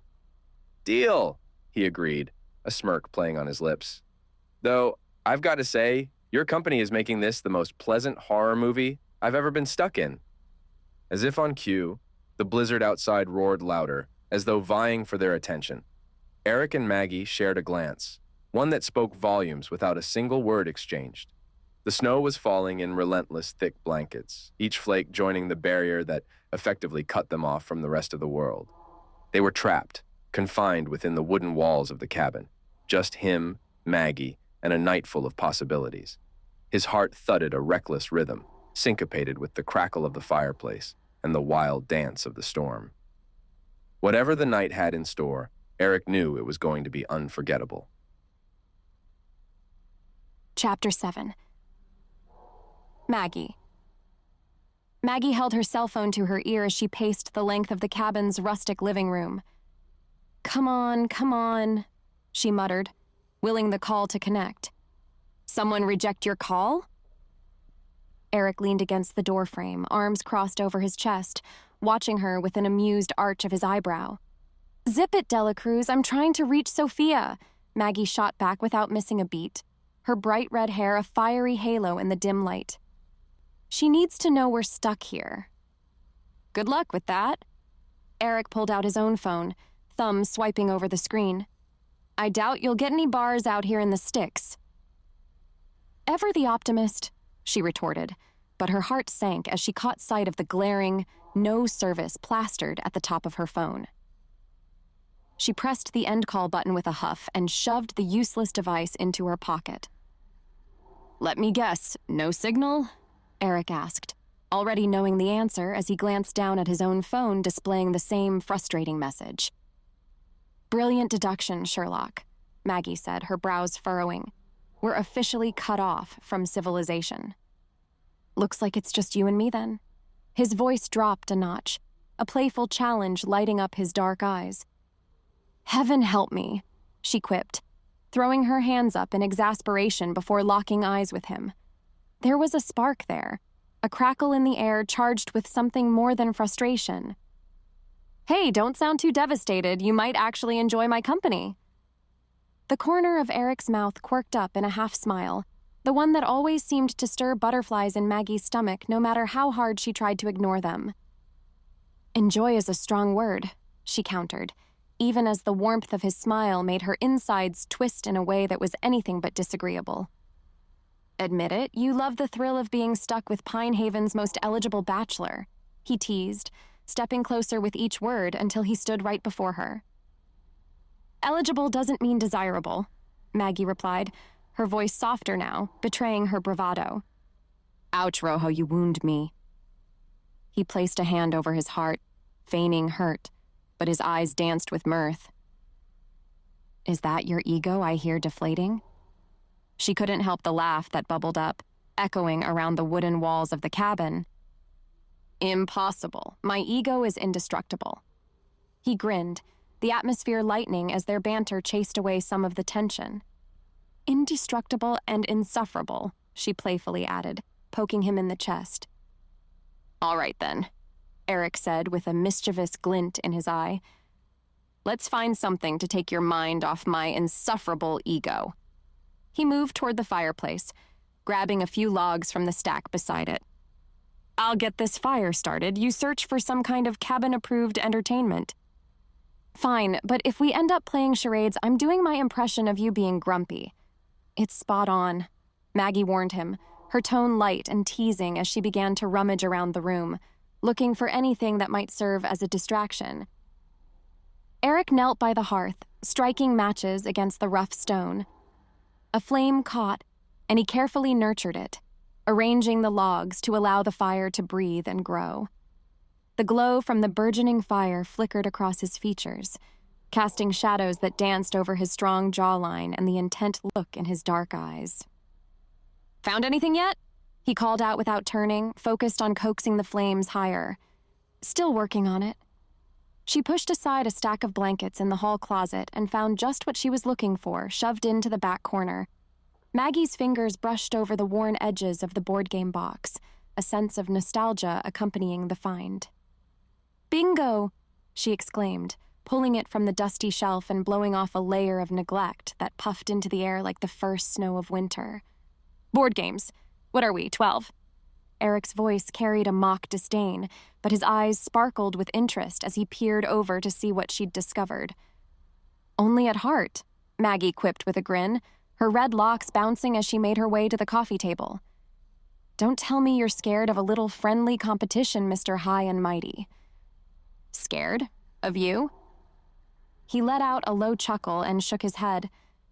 Let's just say I'm cautiously optimistic about my chances of victory. Optimism is all you'll have left when I'm done with you. She flashed him a confident smile, though her stomach fluttered with butterflies, not just from the anticipation of the game. Is that a promise? His eyebrow arched in playful challenge. Count on it, she affirmed, setting the game down between them. Her fingers worked quickly, popping open the box to reveal the colorful board, deck of cards, and assortment of pieces, a kaleidoscope of opportunity for laughter and light-hearted rivalry. Fair warning, I don't go easy on anyone, not even cute baristas who make a mean latte, Eric warned, a teasing gleam in his eye as he helped her set up the board. Good, she replied, matching his intensity. Because I wouldn't want you to hold back. It'll make my victory all the sweeter. Victory, huh? Eric taunted, a smirk forming on his lips as he chose his game piece. We'll see about that, Rojo. Only when you're flustered do you pull out the nickname, Maggie shot back, her heart skipping despite herself. She picked a piece of her own, a red one naturally, and lined it up at the starting point. Flustered? He feigned innocence, though the twinkle in his dark eyes betrayed him. I'm as cool as they come. Sure you are. Maggie couldn't help but laugh, the sound warm and bright in the cozy cabin. Shall we? Eric gestured to the dice, already rolling them in his hand before she could respond. They clattered across the wooden surface. Beginner's luck, Maggie teased as Eric made his first move with a confident stride. Skill, pure skill, he countered, passing the dice to her. Keep telling yourself that, she said, scooping up the dice. With a flick of her wrist, she let them roll. The dice tumbled end over end, settling into their fate. Ha! Look at that! Maggie exclaimed, moving her piece forward with gusto. Who needs luck when you've got talent? First round and already celebrating, Eric noted, his voice rich with amusement. We'll see if the smile lasts. Watch and learn, Dela Cruz. Maggie leaned back slightly, crossing her arms with mock arrogance. Watch and learn. Back and forth they went, rolling and moving, advancing and plotting. Each turn was more strategic than the last, neither willing to give ground.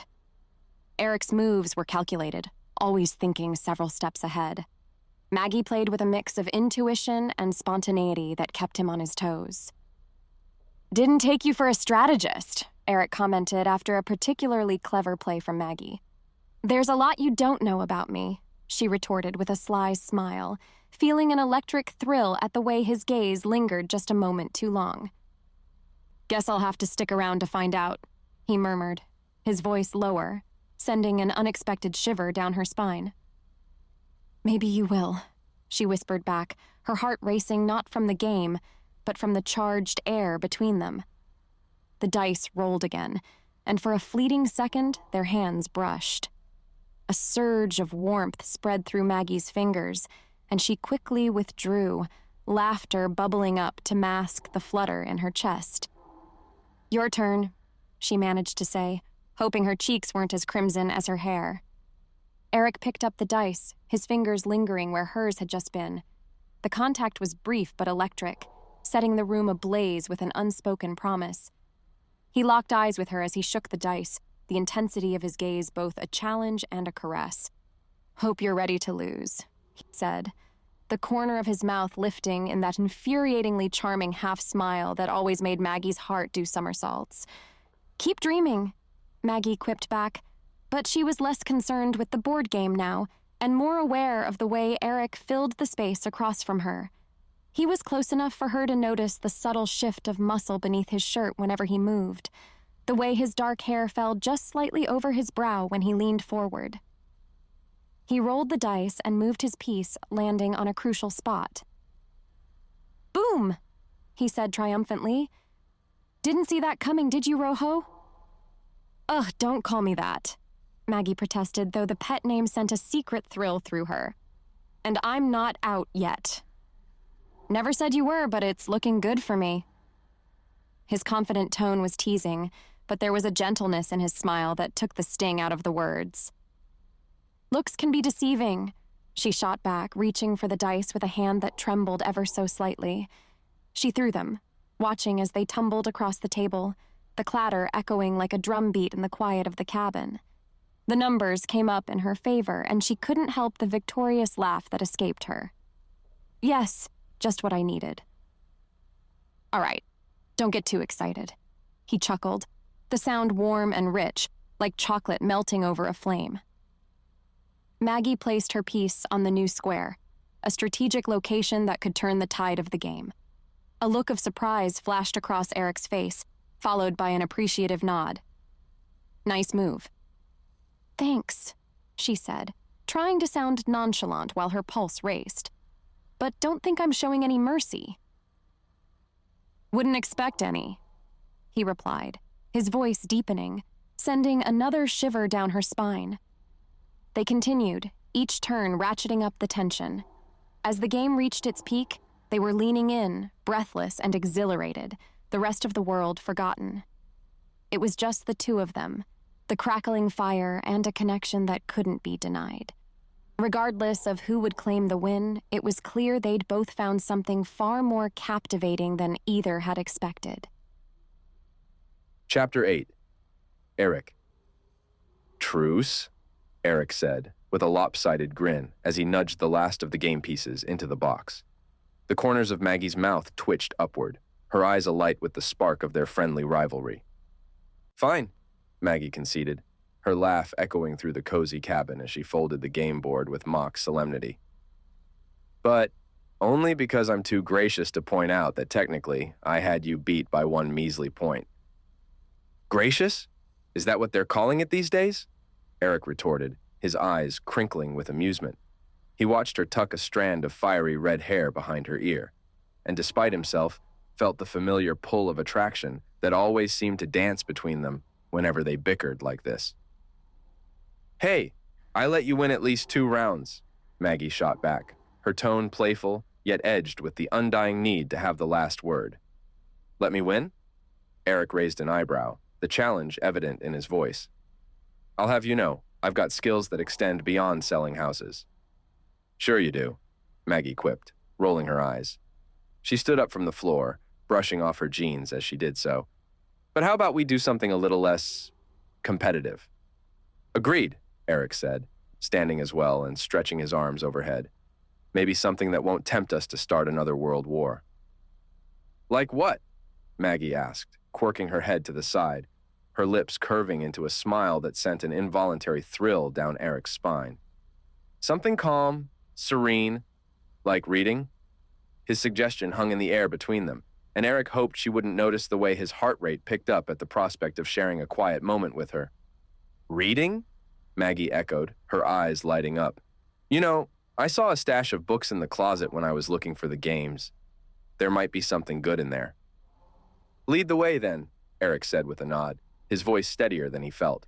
As Maggie headed toward the closet, he followed, watching the way she moved with an easy grace that belied her klutzy moments. Prepare to be amazed by my excellent taste in literature, Maggie called over her shoulder, a teasing lilt to her words that made Eric's lips twitch into a smile. I'm all anticipation. Eric trailed behind her, the gentle sway of her red curls hypnotizing as she made a beeline for the closet. The scent of pine from the fire mingled with something sweet, probably the vanilla from her shampoo, and he found himself leaning into it.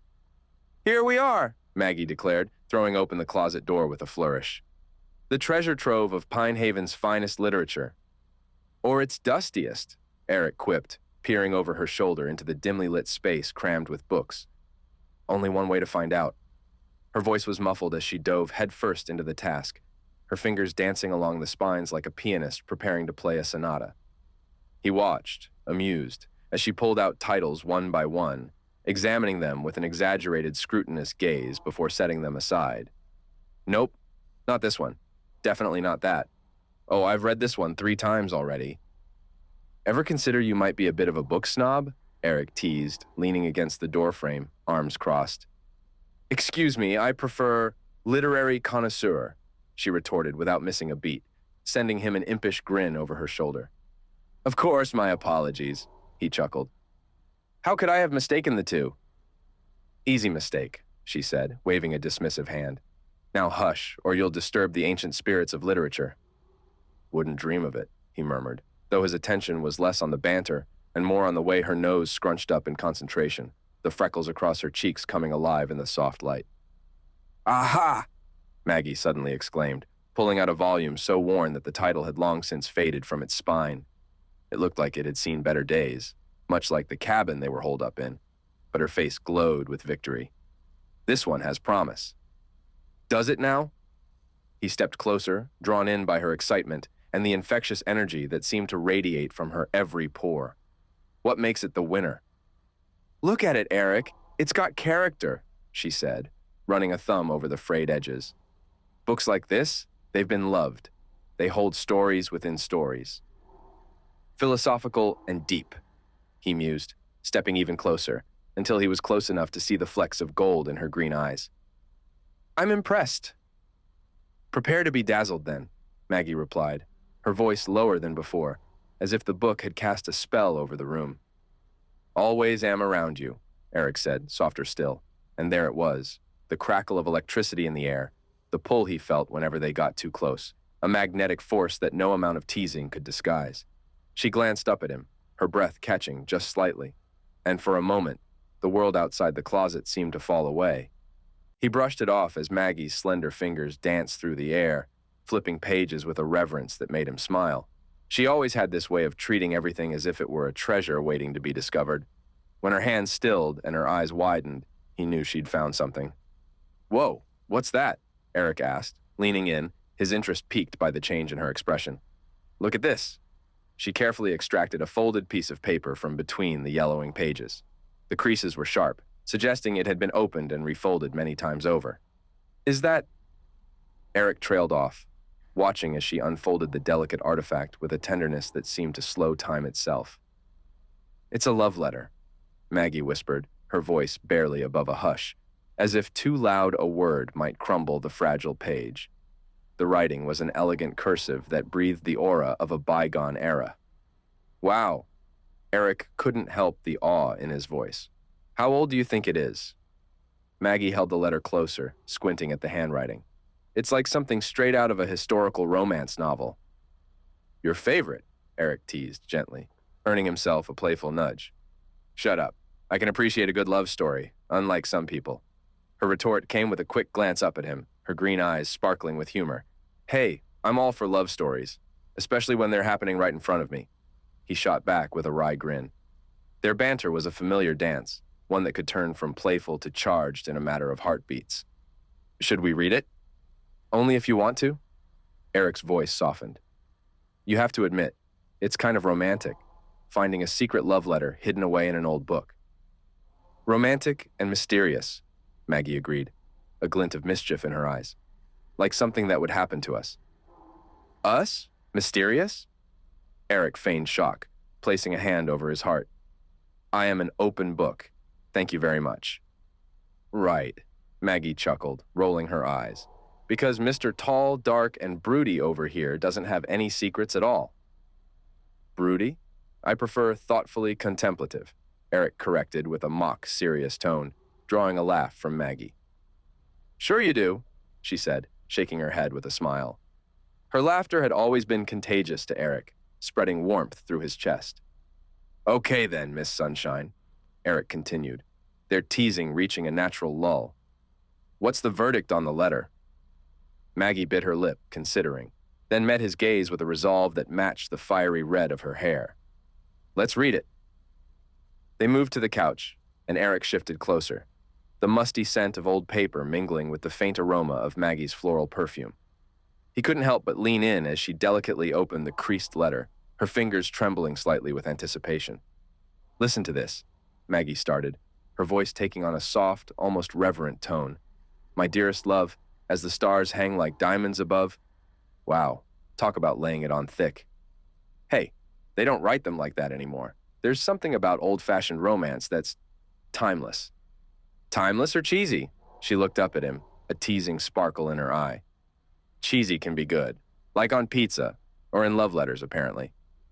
His dark eyes met hers, and for a fleeting second, he saw a depth of emotion he hadn't noticed before. "Fine then, Mr. Timeless Romance. You read the next part," she challenged, handing the letter to him. "All right," he said, clearing his throat exaggeratedly before continuing where she left off. "I count the hours until we meet again, each ticking second a sweet torture in your absence." "Sweet torture?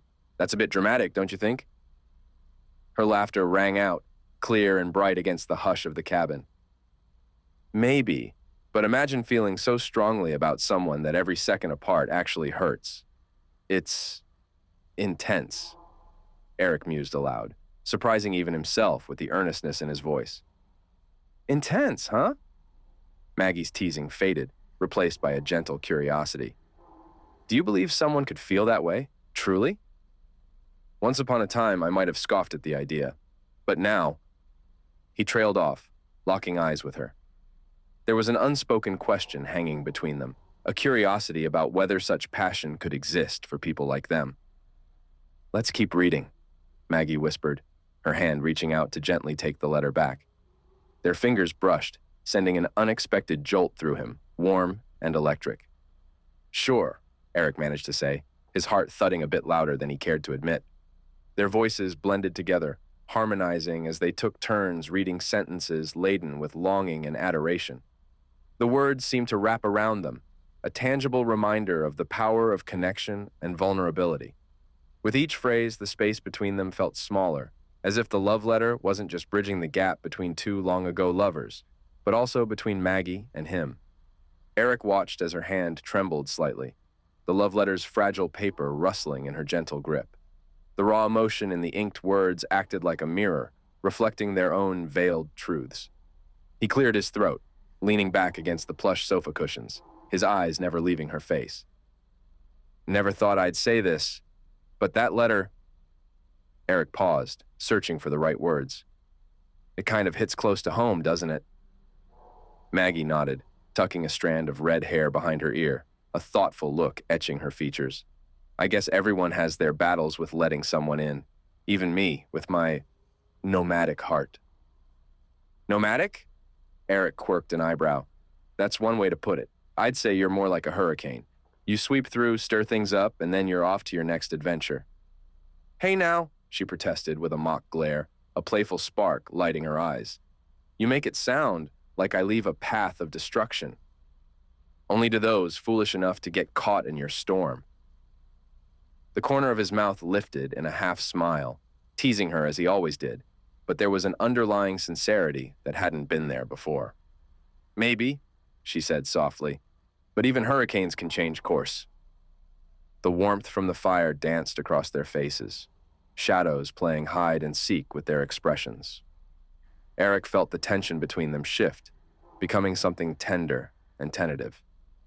His gaze dropped to her lips and lingered there, wondering how they'd taste if he dared to close the distance. Tell me about your storms, Dela Cruz, Maggie prompted, breaking the momentary silence. Her voice was barely above a whisper, yet it resonated within him with the intensity of a shout. Ah, my storms, Eric mused, his voice low and husky. They're quieter, more like the calm before, well, you know. He reached out, his fingers brushing against hers, sparking a connection that seemed to jolt straight through him. Before what? Maggie leaned in, her breath fanning his face, swollen with curiosity and something more, a desire to truly understand him. Before everything changes, he answered truthfully. Before walls come down and lives get entwined. Sounds terrifying, she breathed out, her hand flipping over to lace her fingers with his, as if to anchor herself to the moment. Terrifyingly inevitable, he conceded, the firelight flickering in her eyes, casting a golden halo around her. They sat there, hands entwined, sharing stories and secrets, each revelation a key unlocking the doors they had so carefully constructed around their hearts. Laughter mingled with confessions, creating a symphony of connection that filled the cabin with music only they could hear.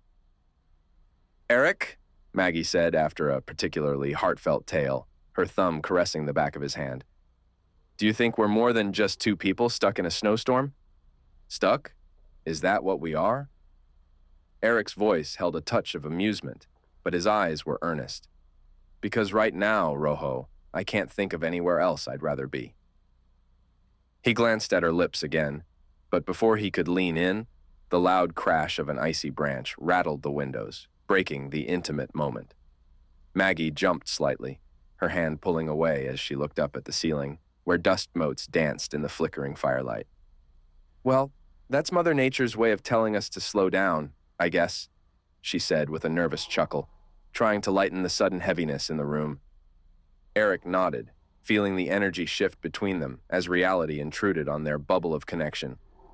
Yeah, maybe we got a bit carried away there.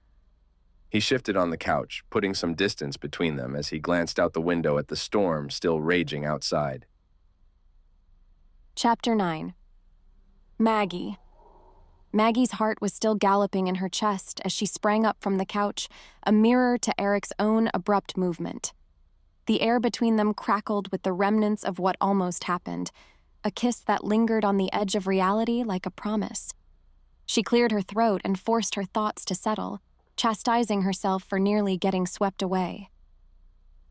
Caught up in a moment, she muttered under her breath, as if saying the words out loud would make her believe them. Won't happen again. But as her gaze found Eric's, something fluttered in her stomach, defying her earlier resolve. His dark eyes held a hint of mischief, an unspoken question that made her consider just for a second that maybe it wouldn't be the end of the world if their lips did meet. They shared a smile, charged and playful, silently sealing a truce over whatever this thing between them was. "Okay," Maggie said, clapping her hands together, desperate to focus on something other than the magnetic pull towards Eric. "We need to eat dinner, and don't even think about touching my charcuterie board. Let's see what we've got to work with here." "Lead the way, Chef Maggie," Eric teased, following her to the kitchen.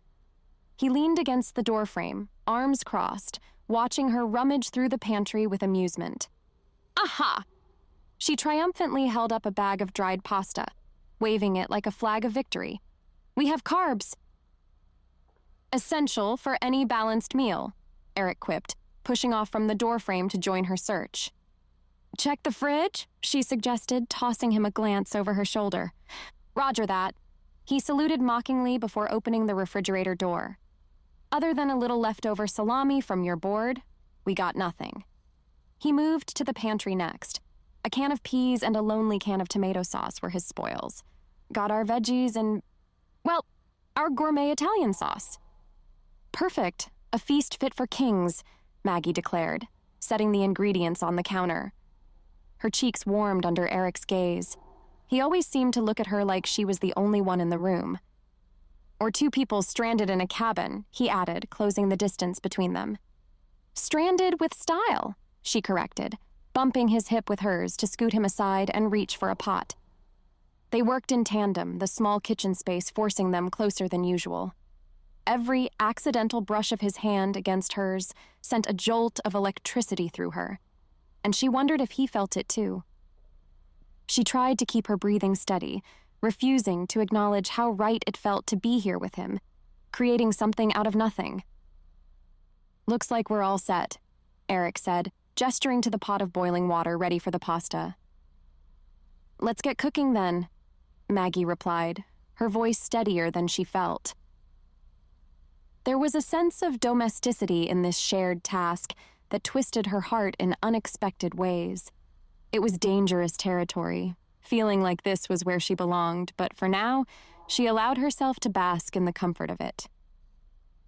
"Scooch out of the way so I have enough room to make some magic happen," she said, reaching for a few expired seasonings they'd found in the pantry.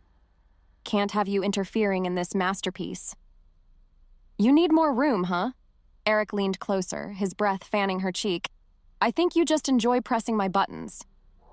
"Only because your reactions are priceless," she replied, her heart skipping a beat as his hand brushed against hers while passing some 2-year-old oregano.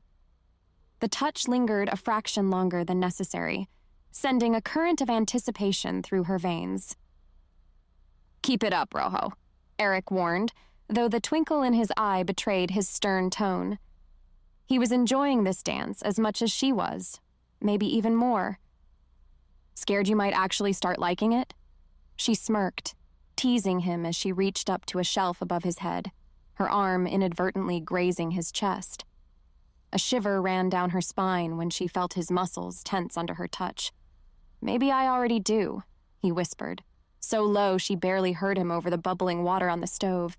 Maggie's breath hitched at the admission, but before she could formulate a reply, the cabin plunged into sudden darkness. "Seriously?" Maggie laughed nervously, the shift from lighthearted flirtation to pitch black leaving her momentarily disoriented. The storm outside rattled the windows, nature's timing impeccable. "Looks like we're dining by candlelight tonight." Eric's voice was close, a hint of laughter in its depth. She heard the scrape of matches, and then one by one, candles flickered to life, casting dancing shadows across the walls. "Talk about setting the mood," she joked, her pulse still racing from both the blackout and Eric's proximity. The candlelight softened everything, turning the mundane into magic, the simple meal they were preparing into something out of a storybook. "Only the best for our impromptu dinner date," he said, leaning against the counter with an easy grace that seemed amplified in the dim light. His silhouette was all sharp angles and lean lines, and Maggie found her gaze lingering. "Date, huh?" she teased, her words bolder in the semi-darkness. "Only if you want it to be," Eric replied, his voice dropping to a husky murmur that sent waves of warmth cascading through her. "Let's not get ahead of ourselves," Maggie managed to say, though her skin tingled with the desire to lean into him, to turn this playful banter into something real. "Wouldn't dream of it," Eric chuckled softly, and she knew without seeing it that his smile was the kind that would have melted her on the spot. Maggie settled into the wooden chair, the flicker of candlelight casting a soft dance across the table. Eric took the seat opposite her, their knees brushing under the modest surface. The aroma of tomato sauce and garlic wafted between them, simple yet utterly enticing. "Who knew canned peas could be so gourmet?" she quipped, twirling pasta onto her fork with an exaggerated flourish. "Only the finest cuisine for our candlelit soiree," he responded, raising an eyebrow as he scooped up a modest bite. "I must say, this beats any five-star restaurant." Both chuckled, their laughter mingling with the crackle of the wick burning low. It was the most romantic setting either had stumbled upon in ages, though they'd never admit it outright. Instead, they reveled in the novelty of it all, the playfulness that seemed to charge the air like static. "Can you remember the last time you had dinner by candlelight?" Maggie asked, poking fun at their predicament while secretly loving the intimacy it fostered. "Let's see," Eric pretended to muse, his eyes twinkling with mischief. "It might have been that one time I dined at Chateau de la Living Room during a blackout." "Ah yes, très chic," Maggie laughed, feeling the warmth of their shared humor. As they continued to eat, each bite became an avenue for witty retorts and teasing remarks. They swapped tales of past culinary disasters, Eric recounting the time he mistook sugar for salt in cookies, Maggie sharing her ill-fated attempt at homemade sushi. "Yours turned out edible, at least," Maggie pointed out, her voice laced with mock indignation. "Mine ended up being an impromptu lesson in abstract art with seaweed."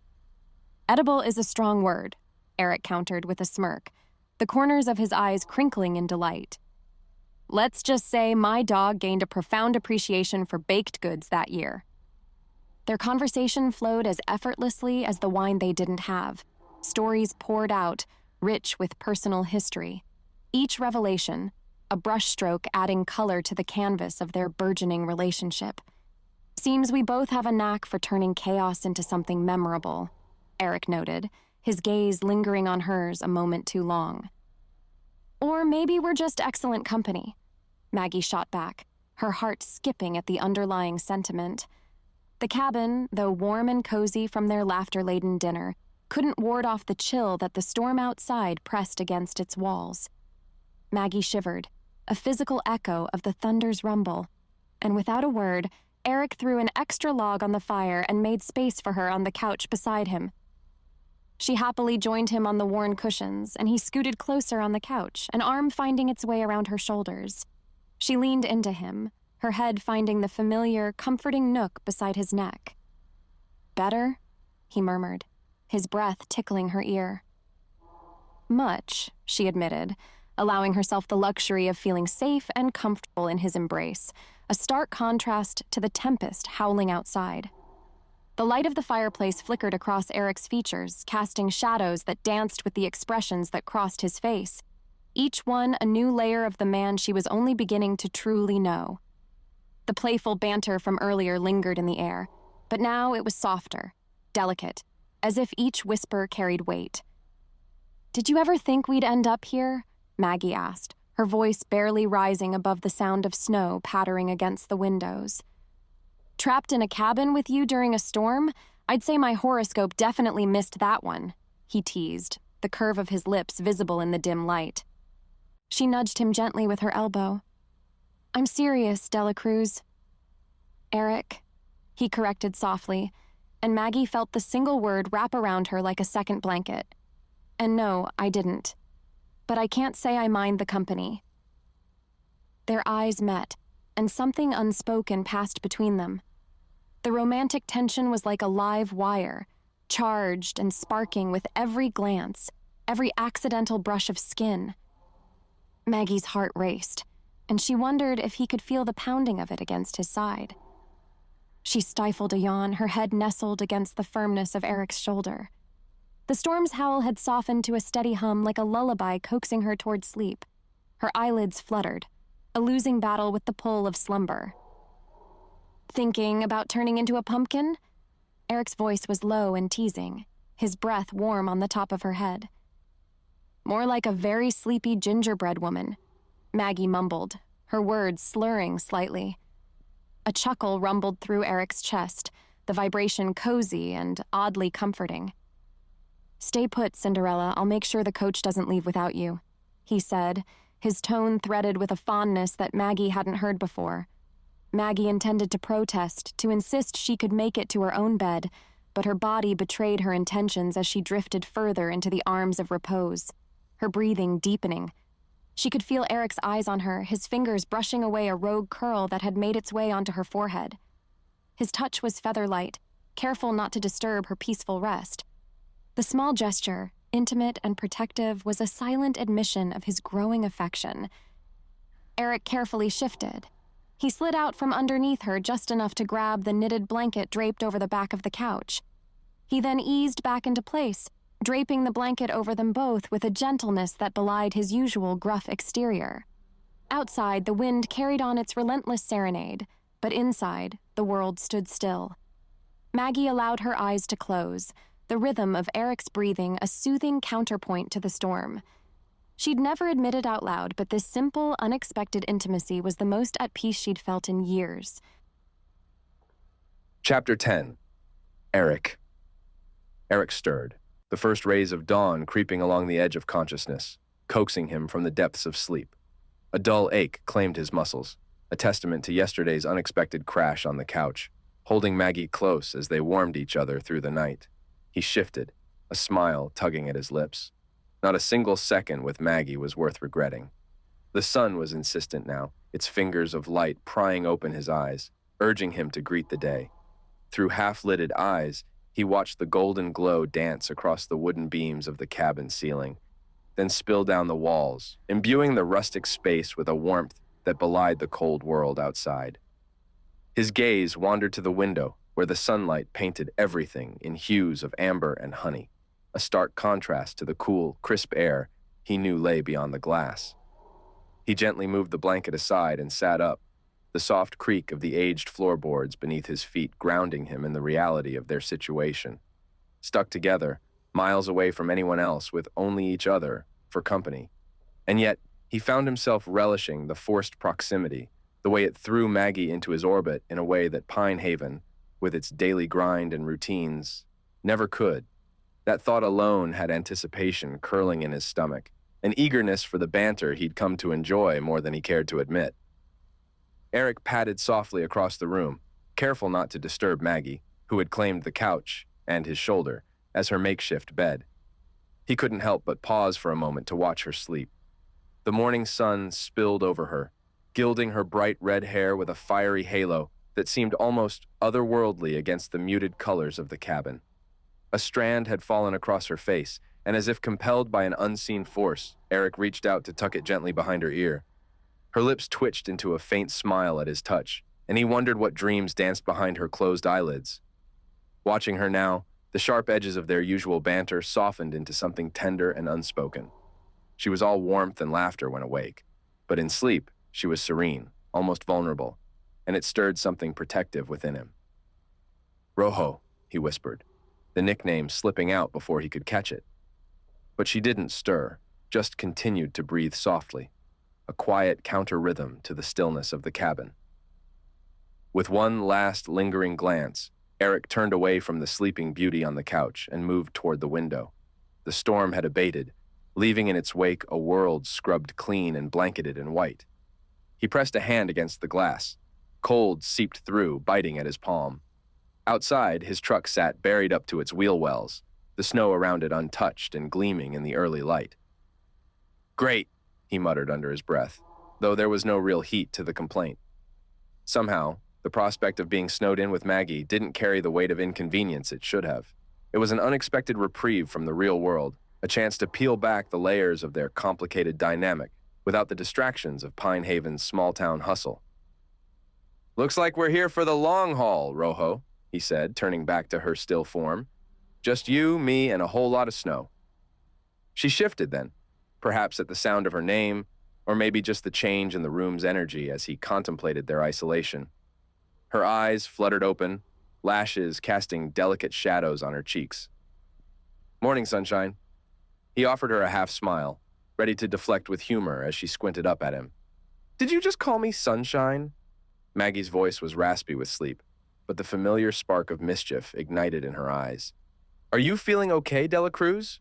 Or did the cold finally freeze over your grumpy heart?" "Ha ha," he replied, matching her teasing tone. "Just trying to keep things bright, considering we're snowed in." "Snowed in?" She bolted upright, the blanket sliding off her shoulders as she followed his gaze to the window. A beat passed as she took in the snow-encased truck, and then she burst into laughter. "Well, I guess Mother Nature decided we needed more bonding time." "Seems like it." Eric leaned against the wall, arms crossed, watching the flush of sleep fade from her cheeks. Eric's gaze turned back toward the pristine snow. The stillness of the morning was deceptive. What looked like a winter wonderland outside was actually a barricade that kept them confined. He let out a long sigh. There was no way around it. They needed a shovel. He turned from the window to face Maggie again. "We're pretty much buried under a mountain of snow. No shoveling, no getting out." "Great," Maggie groaned, then shot him a wry smile. "You know how to show a girl a good time, Dela Cruz. Trapping her in a snowy cabin. Classic romance novel stuff." "Hey, don't blame me," he retorted with a chuckle. "Blame Mother Nature. She's the one playing matchmaker." "Fair point." Maggie swung her legs off the couch, her feet patting softly on the wooden floor as she stood. "Speaking of nature, I'm about to get really friendly with that tiny bathroom." "Only bathroom," Eric corrected, the corner of his mouth lifting. "And just so we're clear, friendly doesn't involve taking an hour-long beauty session in there." "Relax, Grumpy," she teased, heading toward the bathroom. "I'm a barista, not a diva. I can be quick when coffee is on the line." "Good to know," he said, watching her disappear behind the door. Their easy banter left a warmth in his chest that had nothing to do with the sun streaming through the windows. A few minutes later, the sound of running water ceased, and Maggie emerged, looking slightly more awake. "Your turn." A short time later, Eric stepped out of the bathroom, his skin still tingling from the brisk shower. He'd conserved hot water like a pro, but there was no denying the chill that clung to the air outside the steamy sanctuary. He wrapped a towel around his waist, only to realize he'd left his clothes in the bedroom Maggie was occupying with the door closed.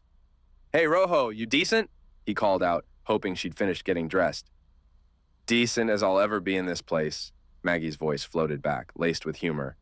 "You can come in, just don't look." "Deal," Eric replied, pushing open the door with a careful nudge. The room was warm, a stark contrast to the coolness of the rest of the cabin. A thin beam of sunlight filtered through the gap in the curtains, casting a golden haze in the air. Eric's eyes inadvertently flicked over to where Maggie stood, her back to him, pulling on her sweater. The sliver of exposed skin at her waist sent an unexpected jolt through Eric's veins. "Sorry," he mumbled, averting his gaze quickly and grabbing his clothes. "Nothing I haven't seen before," she quipped, now fully clothed. "And please spare me the false modesty, Dela Cruz. We both know you've got nothing to be shy about." "Keep your eyes to yourself, then," he teased, slipping into his jeans behind the partial shield of the cracked door.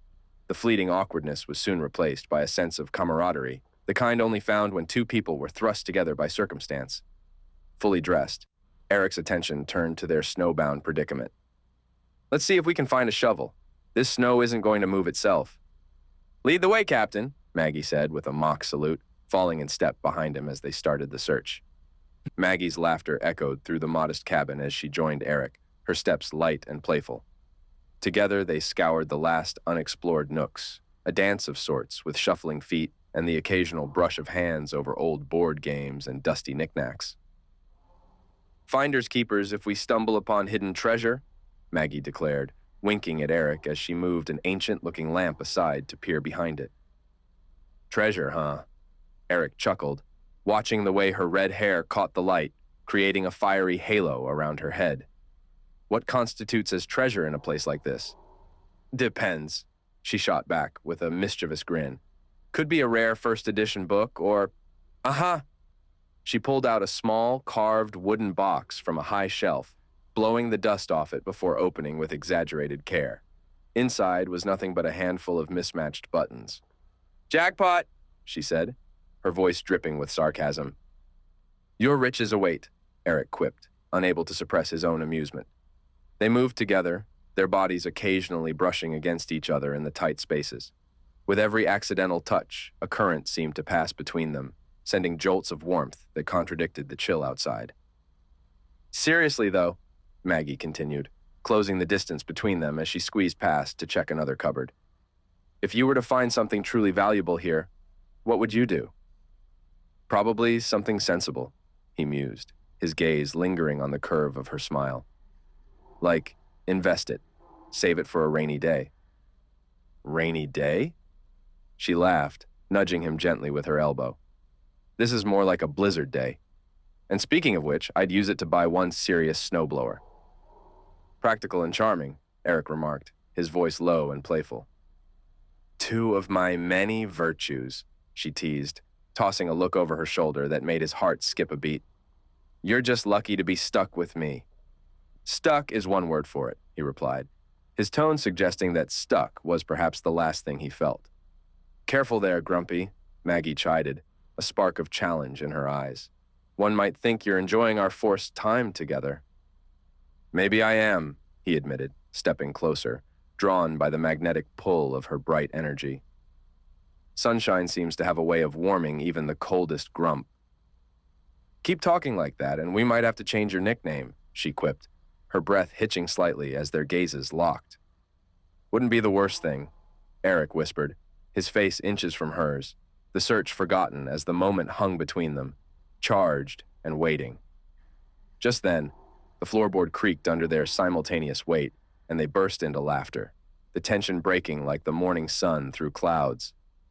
Let's find a shovel before we bring the house down, Maggie said, stepping back and playfully shaking her head.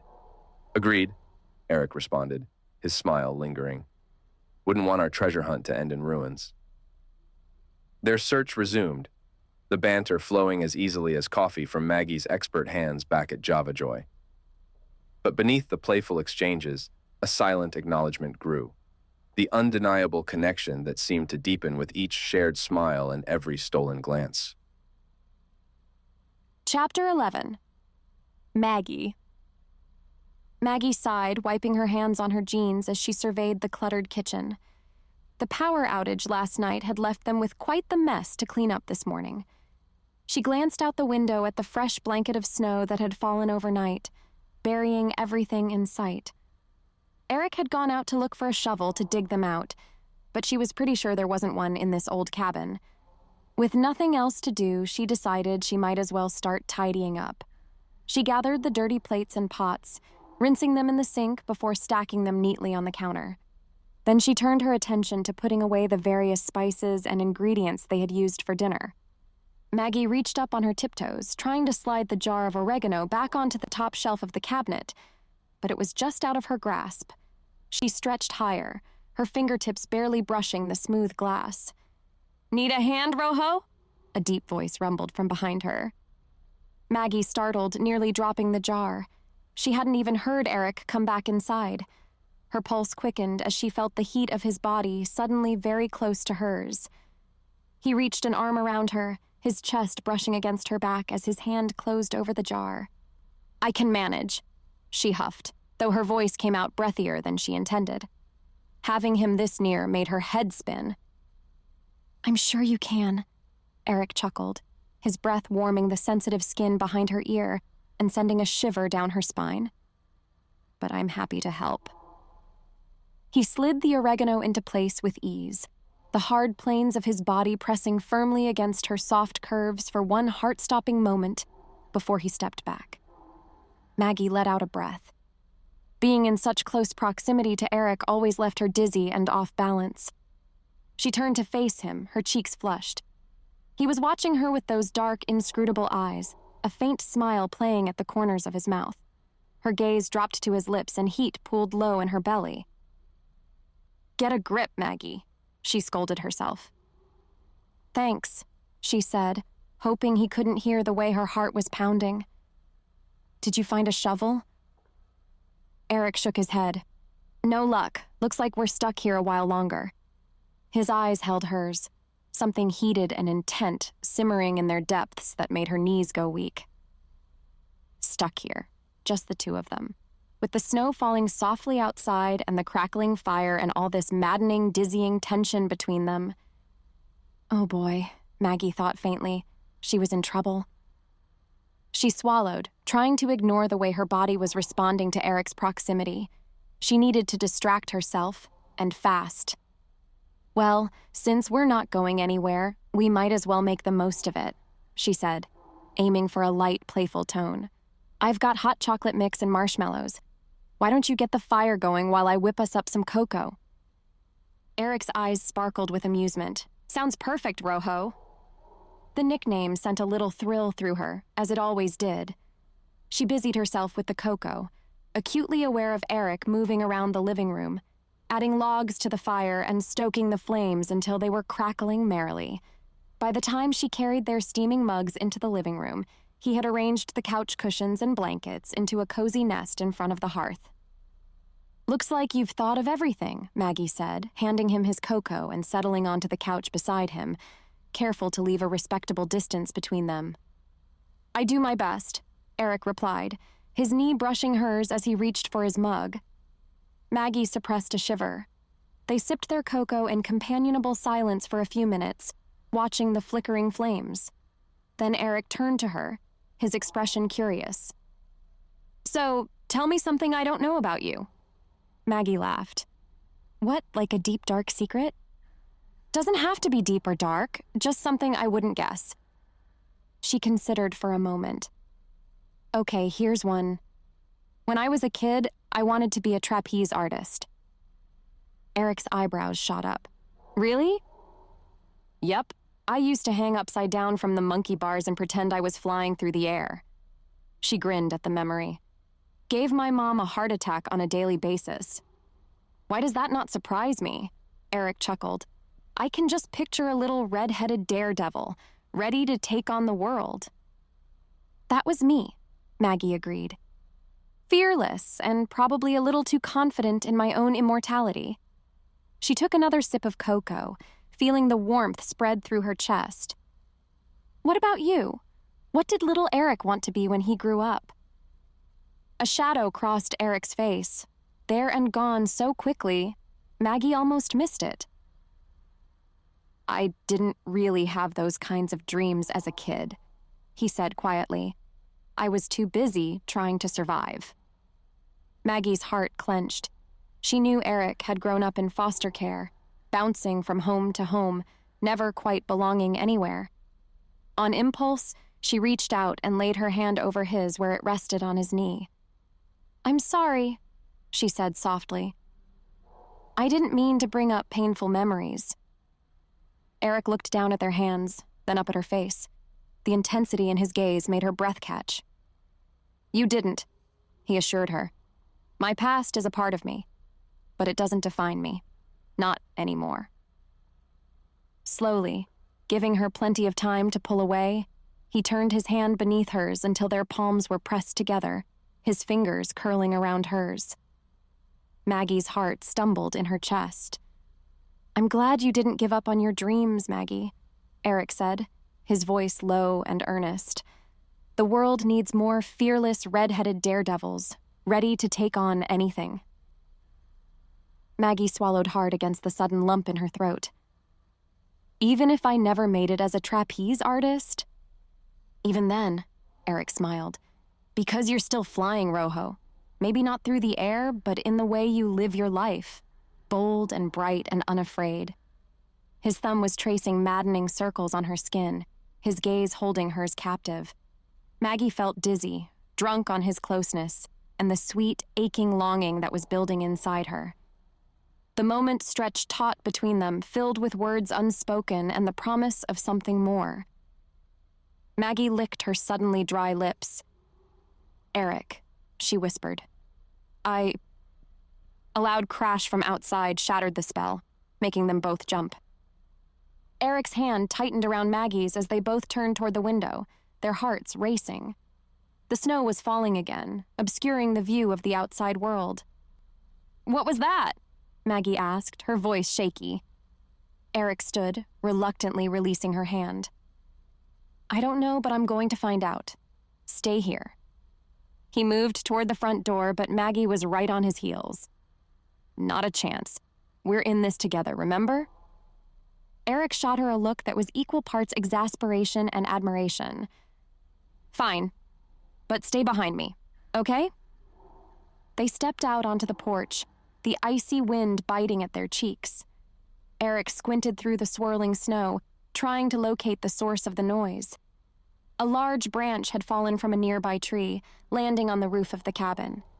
"Well, that's going to leave a mark," Maggie quipped, trying to lighten the mood. Eric shook his head, a relieved laugh escaping him. "At least it didn't come through the roof. We should head back inside before we freeze." As they turned to go back in, Maggie's foot slipped on a patch of ice. She let out a yelp, her arms pinwheeling as she tried to regain her balance. Eric's arms shot out, wrapping around her waist and pulling her firmly against his chest. For a moment, they just stood there, breathing heavily, their faces inches apart. Maggie could feel the solid warmth of Eric's body, the way his heart pounded against her own. "Careful there, Rojo," Eric murmured, his breath ghosting across her cheek. "Wouldn't want you to fall for me." Maggie's lips twitched. "Too late for that, I'm afraid." The words hung in the air between them, weighted with meaning. Eric's eyes darkened, his gaze dropping to her mouth. Maggie's breath hitched, her hands fisting in the front of his shirt. Just as Eric started to lower his head, a gust of wind slammed the cabin door shut with a bang, making them both jump. The moment broken once again, they stared at each other for a long beat before dissolving into laughter. "We should probably head back inside," Maggie said, her cheeks flushed from more than just the cold. Mother Nature was definitely playing some kind of game with them now. She just wasn't sure if she was winning or losing. Eric nodded, his eyes sparkling with barely contained mirth. "Probably a good idea. Before the universe decides to throw anything else at us." As they made their way back into the warmth of the cabin, Maggie couldn't help but feel a thrill of anticipation. Whatever this thing was between her and Eric, it was far from over, and she couldn't wait to see where it would lead them next. As they stepped into the living room, Maggie's gaze was drawn to the window, where the snow continued to fall in heavy flakes. She sighed, realizing that their chances of getting out of the cabin anytime soon were dwindling by the minute. "Looks like we're going to be stuck here for another night," she said, turning to face Eric. He shrugged, a smile playing at the corners of his mouth. "There are worse places to be stuck, Rojo." Maggie rolled her eyes at the nickname, but she couldn't deny the warmth that spread through her at his words. Being trapped in a cozy cabin with Eric was definitely not the worst thing that could happen to her. As if reading her thoughts, Eric took a step closer, his gaze intense. "In fact, I can think of a few ways to pass the time." Maggie's heart skipped a beat, her mouth going dry. She knew she should probably put some distance between them, but her feet seemed rooted to the spot. "What do you have in mind?" Her voice was barely above a whisper. "Well, we can start by finally digging into that lovely charcuterie board of yours." He winked and walked right past her into the kitchen. Maggie's cheeks reddened at the sudden change of direction. That man was equal parts infuriating and irresistible. Chapter 12. Maggie. Maggie and Eric sat close together on the couch, their bodies practically touching as they continued their conversation from earlier, voices low and intimate. The flickering firelight cast a warm glow over them. "You know, Rojo," Eric said, his deep voice sending a thrill through her, "I have to admit, being snowed in with you hasn't been half bad." Maggie smiled and playfully nudged him with her elbow. Wow, high praise coming from the grumpy hermit. I'm honored. Eric chuckled, the sound rumbling pleasantly in his chest. Don't let it go to your head now. I said half bad, not enjoyable. His teasing words were belied by the affectionate glint in his dark eyes as he looked at her. Maggie's heart fluttered. Being this close to him, feeling the heat radiating off his lean, muscular body, it stirred up feelings she usually tried to ignore, a potent mix of frustration and longing. Just then, Eric's hand brushed lightly against her arm, his fingertips grazing her skin. Maggie shivered at the contact, delicious tingles zinging down her spine. She glanced up and found him watching her intently, his eyes smoldering with an intensity that made her breath catch. They'd been playing a game of push and pull all day, and it seemed that they were both ready to drop the pretenses. Almost of their own accord, Maggie felt herself leaning towards him, pulled in by the magnetism that always simmered between them. He was leaning in too, achingly slowly, until their faces were just inches apart. Maggie's eyelids fluttered closed as Eric's lips finally met hers in a soft, tentative kiss. It was the gentlest brush of his mouth against hers, but it sent a shock wave of sensation rippling through her body. His lips were warm and firm, the faint rasp of his stubble deliciously rough against her skin. As if that first taste unleashed something in them both, the kiss quickly deepened, turning more urgent and passionate. Eric's strong arms wound around her, pulling her tightly against the hard planes of his body as his tongue teased the seam of her lips, seeking entrance. Maggie parted for him eagerly, melting into his embrace. She lost herself in the drugging slide of his tongue against hers, in the intoxicating taste and scent and feel of him surrounding her. Kissing Eric was every bit as mind-blowing as she'd imagined it would be, and so much more. It was like coming home and being set ablaze all at once. Maggie slid her hands up his broad chest to twine her fingers in the thick silk of his dark hair, eliciting a low groan from him that vibrated against her lips. She used her grip to angle his head, kissing him harder, deeper, pouring all the pent-up wanting into the hot fusion of their mouths. Eric responded with equal fervor, his large hands roaming restlessly over her back, pressing her impossibly closer. He nipped at her bottom lip, soothing the sting with a sensual swirl of his tongue, sending sparks of pleasure shooting through her veins. Maggie felt branded by his touch, set aflame with a need unlike anything she'd ever experienced before. The room filled with the symphony of their ragged breaths and soft moans as they lost themselves completely in the passionate embrace. Maggie arched into Eric, reveling in the solid strength of his body aligned so perfectly with hers. It felt so right, so inevitable, as if every twist and turn of their tumultuous journey had been leading them to this singular, explosive moment. Eric's hands slid lower, gripping her hips, his fingertips digging deliciously into her curves. Maggie gasped into his mouth as he hauled her flush against the evidence of his arousal, sending bolts of liquid heat spiraling through her. She rocked instinctively against him, craving more of that exquisite friction, and he groaned, low and guttural. Just as their passion reached a fevered pitch, a sharp, insistent knock shattered the haze of desire enshrouding them. They sprang apart, chests heaving, faces flushed, staring at each other with a mix of shock and frustration. Maggie pressed trembling fingers to her kiss-swollen lips, her heart galloping wildly in her chest. She watched as Eric raked an unsteady hand through his disheveled hair, his eyes dark and stormy with thwarted longing. "Who could that be?" he bit out, his voice rough with barely restrained desire. Maggie shook her head mutely, equally perplexed and irritated by the untimely interruption. She straightened her clothes with shaking hands, trying to gather the scattered threads of her composure. The knock came again, louder and more demanding, echoing through the charged silence between them like an unwelcome intruder. With a muttered oath, Eric stalked to the door, leaving Maggie to collapse against the couch cushions, pulse pounding and skin tingling from the lingering heat of his touch. Eric yanked open the door, his face a mask of stoic control, but Maggie could see the tension coiled in his broad shoulders, the rigid set of his jaw. A gust of frigid air swirled into the cabin, carrying with it a few errant snowflakes and the unmistakable figure of a snow patrol officer. The officer stood on the threshold, bundled in a heavy coat and hat, his breath pluming in the icy air. "Mr. Dela Cruz? Ms. Wilson?" he inquired, his voice muffled by the thick scarf wrapped around his neck. Eric nodded curtly, his posture still taut with barely suppressed frustration. "That's us. What can we do for you, officer?" The officer's gaze flicked past Eric to Maggie, huddled on the couch, her hair tousled and her cheeks still flushed. She saw a flicker of understanding in his eyes before he returned his attention to Eric.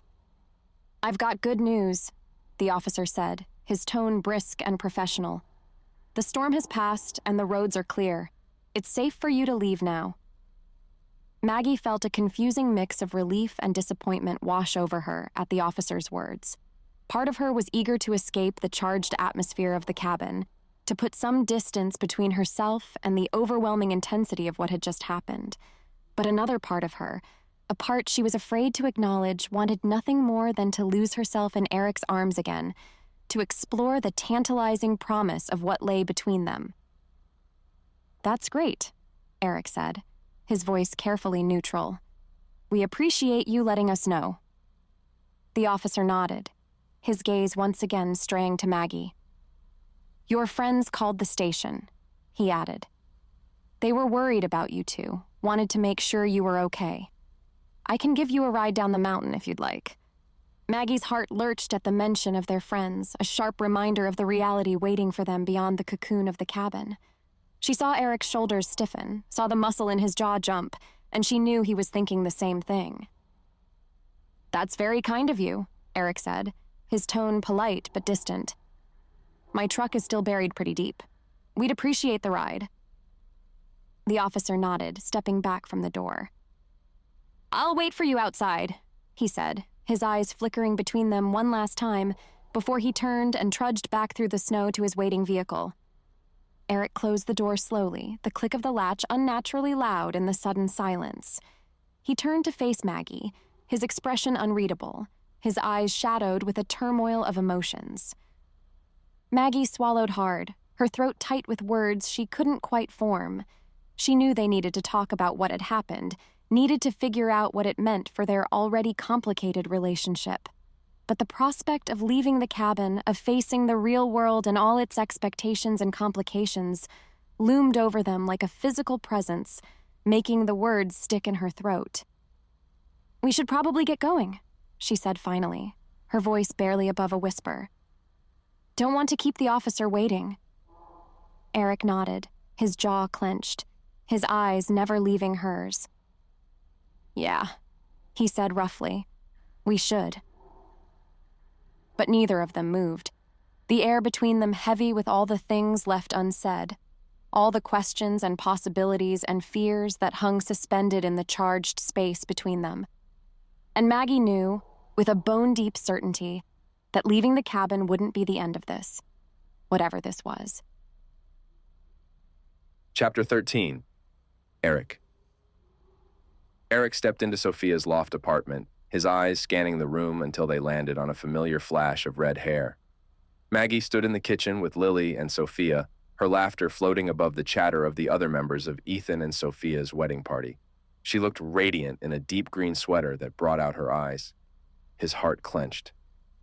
He hadn't seen her since they got rescued from that cabin on the mountain, when the connection that had been steadily growing between them suddenly felt real and powerful and terrifying. She had practically fled from him as soon as they got back to the lodge. And he couldn't blame her. It was a lot to process. Hell, he was still processing it himself. Maggie glanced up, and their eyes met. Uncertainty flickered across her face before she quickly looked away, turning to say something to Lily. Eric's shoulders slumped, so that's how it was going to be. He supposed he shouldn't be surprised that she wanted to keep her distance now. "Hey man, there you are." Ethan clapped him on the back, jolting him from his brooding thoughts. "Want a drink?" "Yeah, thanks," Eric muttered. "You okay? You seem kind of out of it." "Fine, just tired from all the wedding prep." It wasn't a complete lie. Postponing Ethan and Sophia's ceremony a few days due to the blizzard had thrown things into chaos. He'd been running around like a chicken with its head cut off ever since they got back, which was just as well. Kept his mind off a certain redhead. Ethan studied him for a moment, then shrugged. If you say so. Come on. Brad's telling the story about that lady who tried to seduce him in the ER again, and I think Lily's about to explode. You gotta see this. Chuckling despite himself, Eric followed Ethan over to where Brad stood surrounded by a group of groomsmen, his handsome face split in a devilish grin as he recounted the scandalous tale. Lily glowered at his elbow, arms crossed. Oh, she was a feisty one, Brad winked. Had her hand halfway up my scrubs before I could stop her. Careful, babe. You're about to be wearing that mimosa if you don't shut up, Lily warned. The guys hooted with laughter. Eric tried to pay attention, but his gaze kept drifting back to the kitchen, to Maggie. She was determinedly avoiding looking anywhere near him, her smile a little too bright to be genuine as she focused on prepping a tray of mini quiche. His chest ached. Goodness, he missed her. Missed her teasing laugh and the way her eyes sparkled when she was giving him hell. Missed the surprisingly serious conversations they'd shared in that cabin, huddled together beneath a blanket. He missed her warmth pressed against his side, the taste of her lips. Earth to Eric. Brad waved a hand in front of his face. You in there, bud? What? Yeah, sorry. Zoned out for a minute. Brad arched an eyebrow. Uh-huh. Looks like someone's got it bad. Heat crept up Eric's neck. I don't know what you're talking about. Sure you don't. Brad smirked knowingly. Mercifully, Sophia appeared then to hustle them all to the huge oak table dominating the center of the loft. Okay, everyone. Brunch is served. Find your seats, please. People began settling into chairs, lively conversation flowing. Eric's stomach dropped when he saw the place cards. His seat was directly across from Maggie's. Looks like there would be no more avoiding each other now. He just hoped they could get through this meal without their unresolved feelings completely unraveling the tentative peace between them. As he slid into his chair, Maggie glanced up and met his gaze. He saw his own tangled emotions reflected back at him in her eyes. Uncertainty, longing, fear. She offered a small, hesitant smile. Eric's heart stumbled. He returned the smile, trying to convey some reassurance, that they would figure this out, one way or another. But he really hoped it was the way that ended with her in his arms again. He didn't know if he could stand to lose her now, not when he was just realizing how much he needed her. Throughout the meal, despite the lively chatter and clinking of silverware, a palpable tension hung between Eric and Maggie. Every time their eyes met across the table, a jolt of electricity zipped through the air. Eric found it hard to concentrate on the conversations around him, his mind constantly wandering to the woman sitting opposite him. As the brunch started winding down and people began dispersing to mingle, Eric noticed Maggie quietly slip away from the group. He hesitated for a moment, then made a decision. It was time to clear the air between them. He found her in the living room, standing by the large picture window overlooking the snow-covered street. Her arms were wrapped around herself, and she seemed lost in thought. Eric's heart clenched at the sight of her looking so vulnerable. Maggie, he said softly, not wanting to startle her. She turned, her eyes widening slightly when she saw him. Eric, I wasn't expecting you. He took a step closer, shoving his hands in his pockets to stop himself from reaching for her. I think we need to talk about what happened at the cabin. Maggie bit her lip, a nervous habit he found endearing. I know. I don't know where to start. Eric took a deep breath, preparing himself for the conversation he both dreaded and desperately needed. Why don't we start with being honest about how we feel? She met his gaze, and he could see the warring emotions in her eyes. Fear, uncertainty, but also a glimmer of hope. Okay, she whispered. Let's talk. Eric took a step closer, his heart pounding in his chest. Maggie, I know we've had our differences in the past, but what happened at the cabin? Maggie took a deep breath, pain in her expression. Eric, we should have never let it get that far, she admitted softly. I mean, we were stuck in a tight spot and things just escalated, but it was a mistake. We both know this can't go anywhere. We're too different, too stubborn. Eric's heart clenched at her words, but he nodded slowly. I understand. It was a vulnerable moment for both of us. I don't want things to be awkward between us, Maggie continued, her hands twisting nervously in front of her. I value our friendship, and I don't want to lose that because of what happened. Besides, we have Ethan and Sophia to focus on. We can't be useful members of the wedding party when we're trying to sort through our own romantic drama, now can we? Eric felt like the air had been knocked out of him. Her words stung, even though he knew deep down she was right. Despite the turmoil in his own heart, he couldn't bear the thought of losing his friendship with Maggie. I don't want that either, he replied gently. We can figure this out. We'll get past this. Maggie's gaze flickered with relief at his words. He clenched his jaw, trying to hide the hurt that threatened to spill over. The decision to take things slow, to remain friends for now, felt like both a victory and a defeat. He knew it was the right choice, the smart choice, but a part of him longed to throw caution to the wind and dive headfirst into this connection they shared. He pulled back slightly, his hands resting on her shoulders as he looked into her eyes. I want you to know, Mags, that I'm here for you, no matter what. As a friend, as whatever you need me to be. Maggie smiled softly, her hands coming up to rest on his chest. I know, Eric, and I'm here for you too. We'll navigate this together, one step at a time. He nodded, his thumb brushing lightly over her collarbone. I won't lie, I'm a little disappointed, but I understand. I want to do this right, Rojo. I want to be the man you deserve. She shook her head, her eyes fierce with determination. You already are, Eric. Don't ever doubt that. We both have our baggage, our fears, but we'll work through them, together, if and when the time is right. But it won't be because we acted without thinking in an unusual situation. Eric felt a surge of affection for the woman in his arms, this fiery, stubborn, beautiful soul who had somehow managed to break through his carefully constructed walls. Okay, he agreed, his voice rough with emotion. They stood there for a long moment, the sounds of the brunch party fading away until it was just the two of them. Finally, Maggie pulled back, a mischievous glint in her eye. We should probably get back to the others before they send out another search party. Eric chuckled, releasing her reluctantly. You're probably right. Wouldn't want to give them any more reason to gossip. She grinned, reaching out to straighten his collar. Oh, let them talk. We know the truth. They did know the truth now, but it wasn't what Eric had hoped it would be. Chapter 14. Maggie. Maggie carefully arranged the vanilla cupcakes on the tiered dessert stand, making sure each one was perfectly centered. Sophia and Ethan were getting married today, finally, and she was determined not to mess things up again. Wow, you've got quite the eye for detail, Bastian said, coming up beside her with a tray of chocolate eclairs. His hair was tousled, and a dusting of flour coated his apron.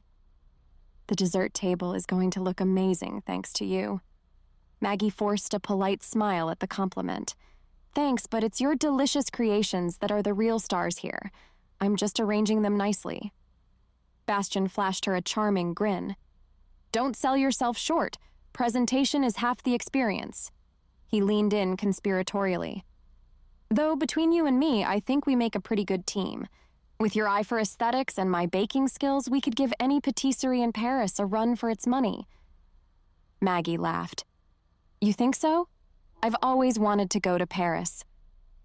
She trailed off wistfully. That was the old Maggie, the wanderlust who was happy to skip town when things got hard or weird. She wasn't that girl anymore. Well, maybe we should open our own bakery there someday. Bastian and Maggie's Parisian Patisserie. It has a nice ring to it, don't you think? His blue eyes sparkled with mischief. It does. But then who would make the coffee? You know that's my true passion. She smiled playfully as she adjusted a marzipan rose on a petit four. Bastian chuckled. Fair point. I guess we'll have to add an espresso bar to our shop. So the Parisians can experience Maggie's magical coffee too. As he spoke, his hand brushed against hers, causing Maggie's smile to falter. She subtly moved away, feeling the warmth of his touch linger on her skin. Bastian didn't seem to notice her discomfort as he continued to chat animatedly about their imaginary bakery in Paris. But Maggie's mind wasn't on macarons or lattes. Instead, it drifted to the memory of Eric's dimpled smile and the way his eyes crinkled at the corners when he laughed. She missed their banter, the familiar push and pull of their dynamic that both frustrated and exhilarated her. Bastian's flirtatious charm felt hollow in comparison, lacking the depth and history she shared with Eric. Maggie quickly looked away, grabbing another tray of macarons to arrange. "We better hurry and finish setting up before the guests arrive."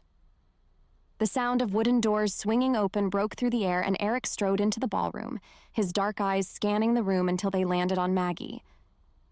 She felt his intense gaze on her like a physical touch, but she resolutely kept her back to him, pretending to be engrossed in artfully arranging chocolate truffles. She'd told him she just wanted to be friends, and she'd meant it. Or at least she tried to convince herself that she meant it at the time. But try as she might to shove her true feelings down, she couldn't hide them completely. Her hands trembled slightly, and she nearly knocked over a tower of macarons. "Get a grip, Maggie," she scolded herself. "You've made your choice. Eric is just a friend, nothing more." But even as she told herself that, her traitorous heart whispered that friends didn't set your blood on fire with a single look.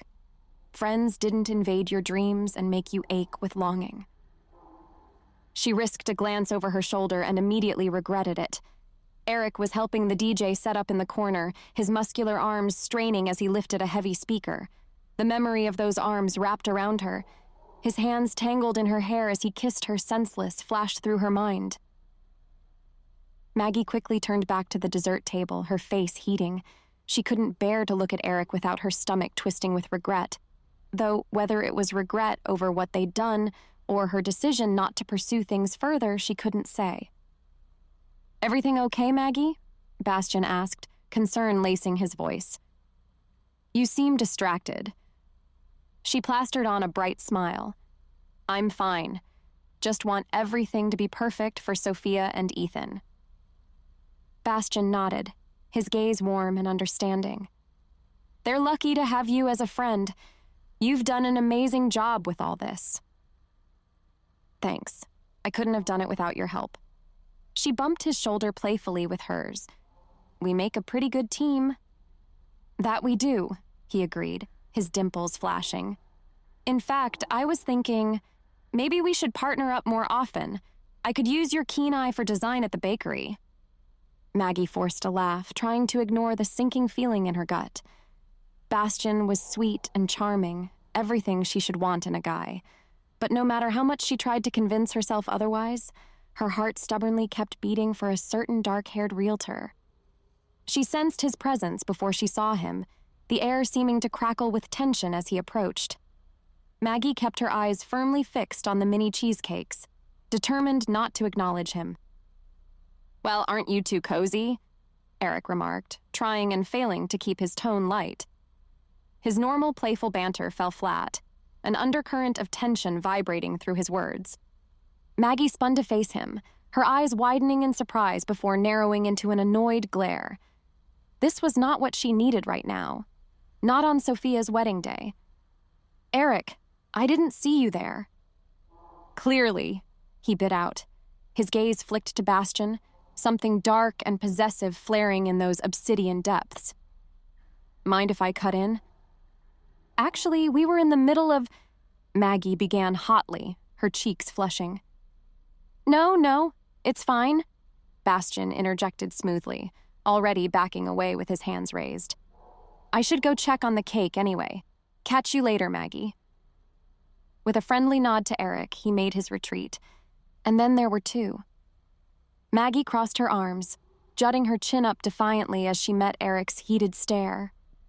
The air practically crackled between them, though she wasn't sure why she felt so defensive. It was just something about him that riled her up this way.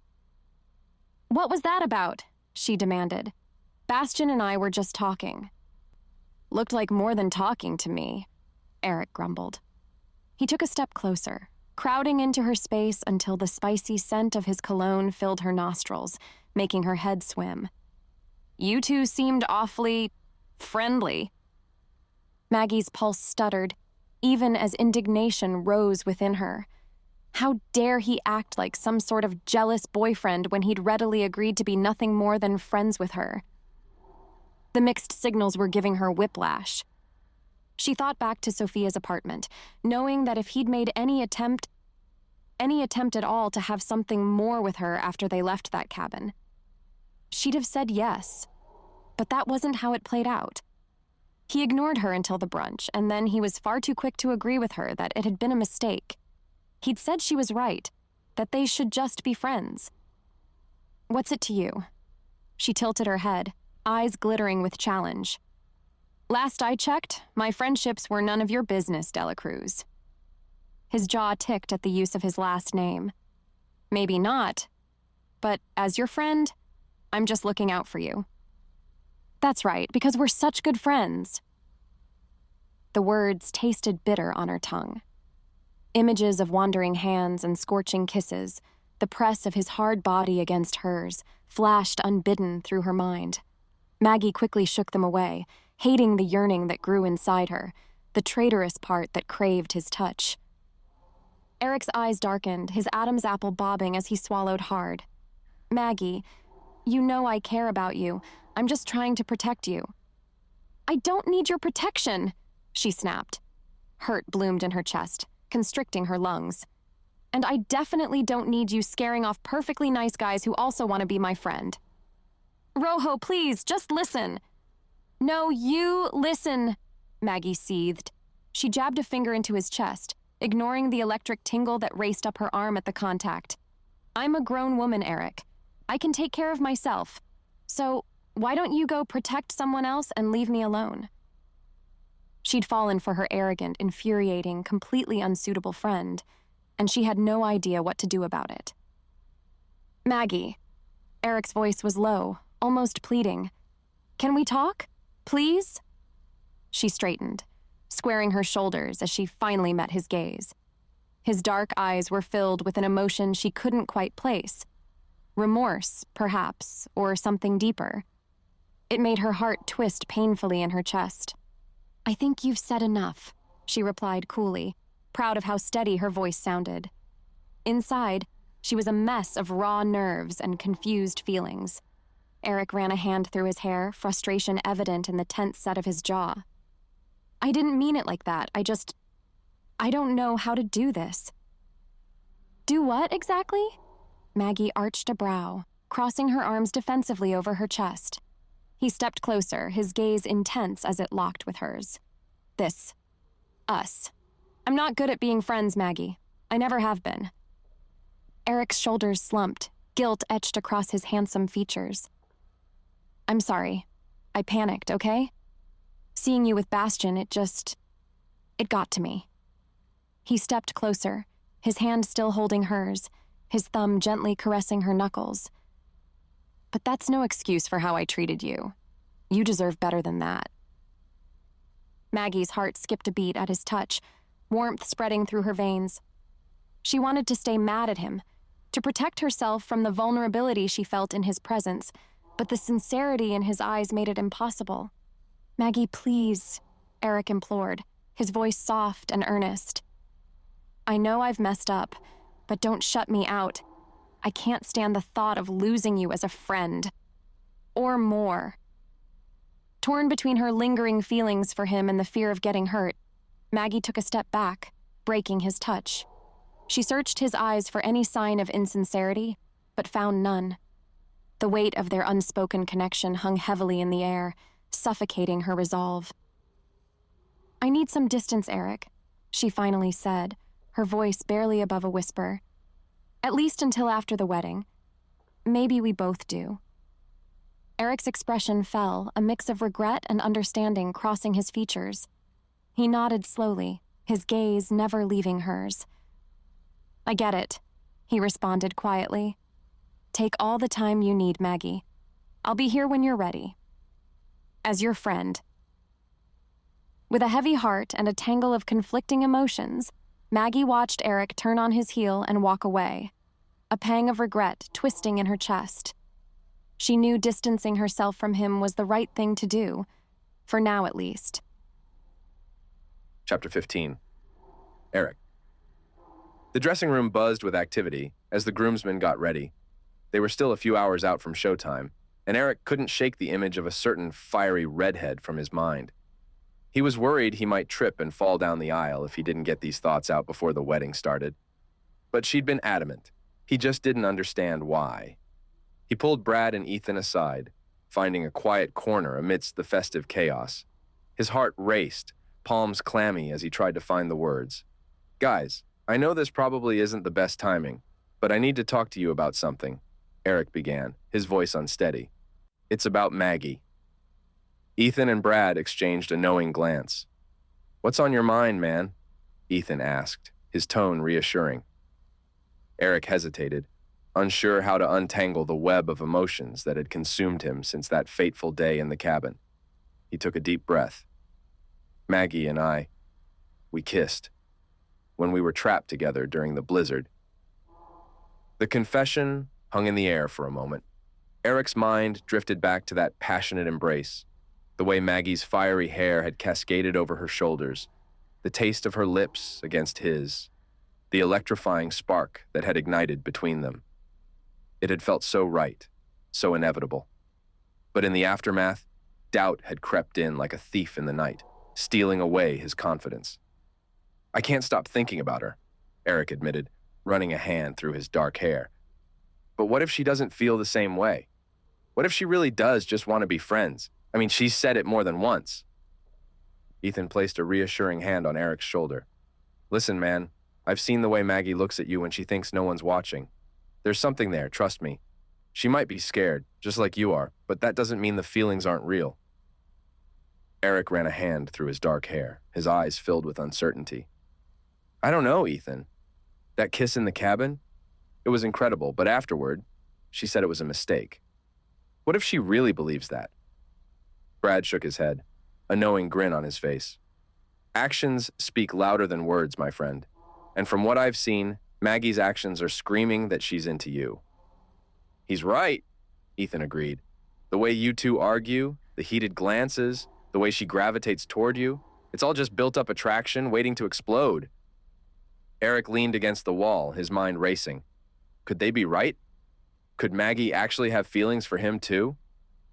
The thought sent a thrill through his veins, but the fear of rejection still lingered. Maybe Ethan was right. Maybe Maggie was just as scared as he was, afraid to take that leap of faith. But if he didn't take the chance, if he didn't put his heart on the line, he might never know what could have been. Brad placed a reassuring hand on Eric's shoulder, his eyes twinkling with mischief. "And if all else fails, you can always resort to your charming wit and dazzling good looks to win her over." Eric chuckled, shaking his head. "Thanks for the vote of confidence, Brad, but I think I'll stick to being honest and sincere. Maggie deserves that much." "Seriously, though," Ethan interjected, his tone growing more solemn. "Maggie's been through a lot. She's always been the one to put others first, to make sure everyone else is happy. But I think deep down, she's just as scared of getting hurt as anyone else." Eric nodded, understanding dawning on him. Maggie's bright smiles and infectious laughter had always seemed so effortless, but perhaps they were a way of protecting herself, of keeping people at arm's length. Maybe, just maybe, she needed someone to show her that it was okay to let her guard down, to trust in the power of love. "You're right," Eric said, his voice filled with conviction. "Maggie deserves someone who will be there for her, who will love her unconditionally no matter what. And I want to be that person, if she'll let me." With a deep breath, Eric squared his shoulders, a newfound determination settling over him. "Okay, I'll do it. I'll tell her how I feel, and whatever happens, happens. But at least I'll know I tried." Ethan grinned, pride shining in his eyes. "That's the spirit, Eric. Go get your girl. And remember, we've got your back, no matter what." "That's right," Brad added. "But maybe let's get this one married off first." He gestured toward Ethan. "Of course." Eric didn't mind waiting a few more hours to talk to Maggie. Some things were worth waiting for. Chapter 16. Maggie. Maggie stood at the back of the church, the lace of her eggplant-colored bridesmaid dress rustling softly as she shifted from one high-heeled foot to the other. The other bridesmaids chattered excitedly around her, their voices blending with the strains of classical music wafting through the air. "Can you believe how gorgeous Sophia looks?" Lily gushed, her blonde curls bouncing as she clasped her hands together. "This wedding is like a fairy tale. I hope mine is half as magical." "Ooh, do you have a certain doctor in mind for that role?" teased Jenna, another bridesmaid, nudging Lily with her elbow. Lily blushed but grinned widely. "Maybe." "I bet you and Brad will be next," Jenna said with a grin. "I'm thinking this summer, on the beach at sunset." The bridesmaids sighed dreamily. Maggie smiled at her friend's romantic imaginings, but her stomach fluttered with nerves that had nothing to do with the wedding. She scanned the pews filled with family and friends, all here to celebrate Ethan and Sophia's love. So why did she suddenly feel so lonely in the crowd? Unbidden, an image of dark hair and piercing eyes flashed through her mind. No, she couldn't think about him. Not now, when her best friend was about to walk down the aisle and pledge her heart to the man she loved. Maggie took a deep breath, inhaling the sweet scent of roses and lilies adorning the church. She could get through this. The sound of deep male voices drew Maggie's attention to the front of the church. Her heart stuttered. The groomsmen were rounding the corner at the back of the church, and leading the group, his tall frame cut an imposing figure in a black tuxedo, was Eric. Even from a distance, Maggie could feel the intensity of his gaze as it locked onto her. She quickly looked away, feigning fascination with the stained glass windows lining the walls, but she could still feel the weight of Eric's stare, sending tingles racing across her skin. Maggie swallowed hard. She risked another glance his way and instantly regretted it. Eric was watching her with an inscrutable expression, his dark eyes smoldering. Memories flickered through her mind, heated arguments that ended with passionate kisses, whispered confessions by the fire. A lump formed in Maggie's throat. What they'd shared had been real, and part of her feared it always would be, no matter how much she tried to convince herself otherwise. She took a deep breath, steeling herself as the music swelled and the bridesmaids began to pair up with their groomsmen. Her heart raced as Eric approached, his steps confident and sure. He extended his arm, and Maggie hesitated for the briefest of moments before looping her own through his. "You look beautiful, Rojo," Eric murmured, his deep voice sending shivers down her spine. "Thank you," she replied softly, trying to ignore the way her body seemed to mold perfectly against his. As they took their first steps down the aisle, Maggie marveled at how easily they fell into sync, their strides matching effortlessly. It was as if no time had passed at all since they'd last been happy together, as if the awkwardness and misunderstandings had never happened. Eric's presence beside her was solid and reassuring, and despite herself, Maggie felt the tension begin to drain from her shoulders. She snuck a glance at him from the corner of her eye, admiring the strong lines of his jaw, the way his dark hair gleamed under the soft light filtering through the church windows. "Stop staring, Maggie," Eric teased, his lips twitching with a suppressed smile. "People will think you're falling for me." Maggie scoffed, but a traitorous part of her wondered if he wasn't too far off the mark. "In your dreams, Dela Cruz." "Every night," he replied, his voice low and intimate, meant for her ears alone. Maggie's heart stuttered at the endearment, and she tightened her grip on his arm, grateful for the support. As they continued down the aisle, she marveled at the effect Eric had on her. But as quickly as the thought came, Maggie pushed it aside. She couldn't afford to let herself fall for Eric. She had to remember why she'd walked away in the first place, no matter how tempting it was to lose herself in his warmth and strength. As they reached the altar, Maggie and Eric separated, each moving to their respective sides. But even as they parted, their eyes remained locked, a silent conversation passing between them. In that brief moment, Maggie saw a flicker of something in Eric's gaze, longing, regret, and a depth of emotion that stole her breath away. She quickly looked away, her cheeks warming under the intensity of his stare. She couldn't let herself get swept up in the romance of the day, not when she knew all too well the pain that would come with loving Eric Delacruz. She wasn't built for love, and she hated the idea of hurting him when things inevitably crashed apart, the way they always had in past relationships. Then she'd have to run again, and she wasn't ready to leave Pine Haven behind. Not now, not ever. But even as she tried to focus on the ceremony, Maggie's thoughts kept drifting back to the man standing just a few feet away. She could feel his presence like a physical touch, a tingle along her spine that set her nerves on fire. "Dearly beloved," the officiant began, his voice ringing out through the hushed church. "We are gathered here today." Maggie barely heard the words, her mind consumed with memories of her time with Eric. The late-night conversations, the kiss that stole her breath away, the way he made her feel like the center of his universe. She'd never experienced anything like it before, and a part of her feared she never would again. She risked another glance in his direction, only to find him already watching her, a small smile playing at the corners of his mouth. It was the same smile he'd given her countless times before, the one that said he knew exactly what she was thinking, and he loved her all the more for it.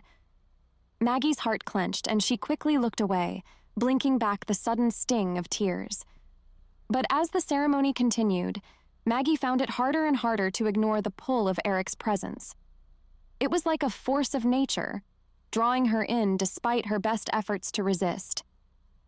As the newlyweds shared their first kiss as husband and wife, the church erupted into applause.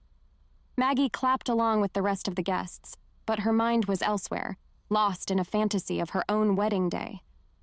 She pictured herself walking down the aisle, her dress flowing behind her like a river of white. At the end of the aisle, Eric would be waiting for her, his eyes shining with love and adoration. They would exchange vows, promising to cherish and support each other through all of life's ups and downs. The fantasy was so vivid, so real, that Maggie could almost feel the weight of Eric's hand in hers, the warmth of his breath on her skin as he leaned in to kiss her. She closed her eyes, savoring the imagined moment until a gentle tap on her shoulder brought her back to reality. "You okay, Rojo?" Eric whispered, his voice low and concerned. Maggie's eyes flew open, and she found herself staring directly into Eric's deep brown eyes.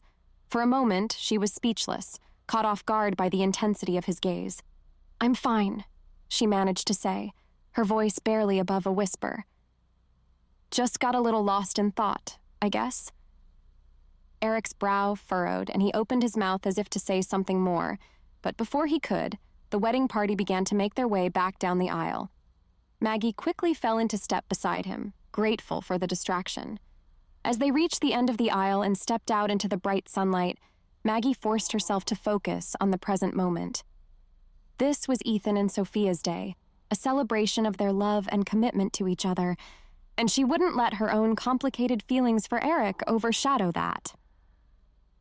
"Congratulations, you two," Maggie said, pulling Sophia into a tight hug. "I'm so happy for you both." Sophia beamed, her eyes shining with joy. "Thank you, Maggie. I'm so glad you're here with us." Maggie smiled back, pushing down the lump that had formed in her throat. "I wouldn't have missed it for the world." Chapter 17. Eric. Eric smoothed his tie and took a deep breath, trying to calm the pounding of his heart that threatened to drown out the sound of clinking glasses and laughter from the wedding reception. This was it, the moment he'd been both dreading and anticipating. He scanned the room, his dark eyes darting from face to face in the crowd of friends and family gathered to celebrate the happy couple. But there was only one face he was searching for, one shock of red hair he needed to find. Where was she? Had she left already? Maybe this was a mistake. Maybe he'd read things all wrong between them these past few months. The teasing banter, lingering glances, accidental touches that seemed to spark with electricity. No. He shook his head, trying to dislodge the doubts creeping in. He knew what he felt for Maggie was real, and he was pretty damn sure she felt it too, even if they'd both been dancing around it out of fear. Well, he was done running scared. Tonight, he was going to lay it all on the line. Eric squared his shoulders and took one more fortifying breath, His eyes swept the room again with renewed determination. He would find her. He had to. Because he couldn't go one more day without telling Maggie that he was hopelessly, desperately in love with her. And there, finally, a flash of crimson near the dance floor. His heart seized. This was it. Now or never. Before he could lose his nerve, Eric began making his way through the crowd towards his future, and the woman he hoped like hell would be part of it. He wove through the throng of wedding guests, his steps purposeful and confident as he closed the distance between himself and Maggie. His heart hammered against his ribs, but his resolve never wavered. He'd come this far, and there was no turning back now. As he approached, Maggie turned, her eyes widening as they met his. She looked stunning in her dress, her fiery hair cascading over her shoulders. Eric's breath caught in his throat. How had he gotten so lucky to have this incredible woman in his life? Eric? Maggie's brow furrowed in confusion. What's going on? You look like you're on a mission. He reached her at last, standing so close he could feel the warmth radiating from her skin.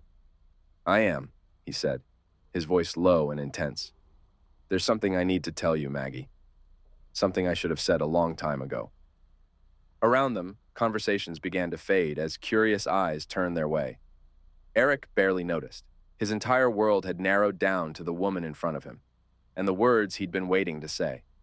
With a deep breath, he took Maggie's hand in his, marveling at how perfectly they fit together. Her eyes searched his, a mix of curiosity and anticipation swirling in their depths.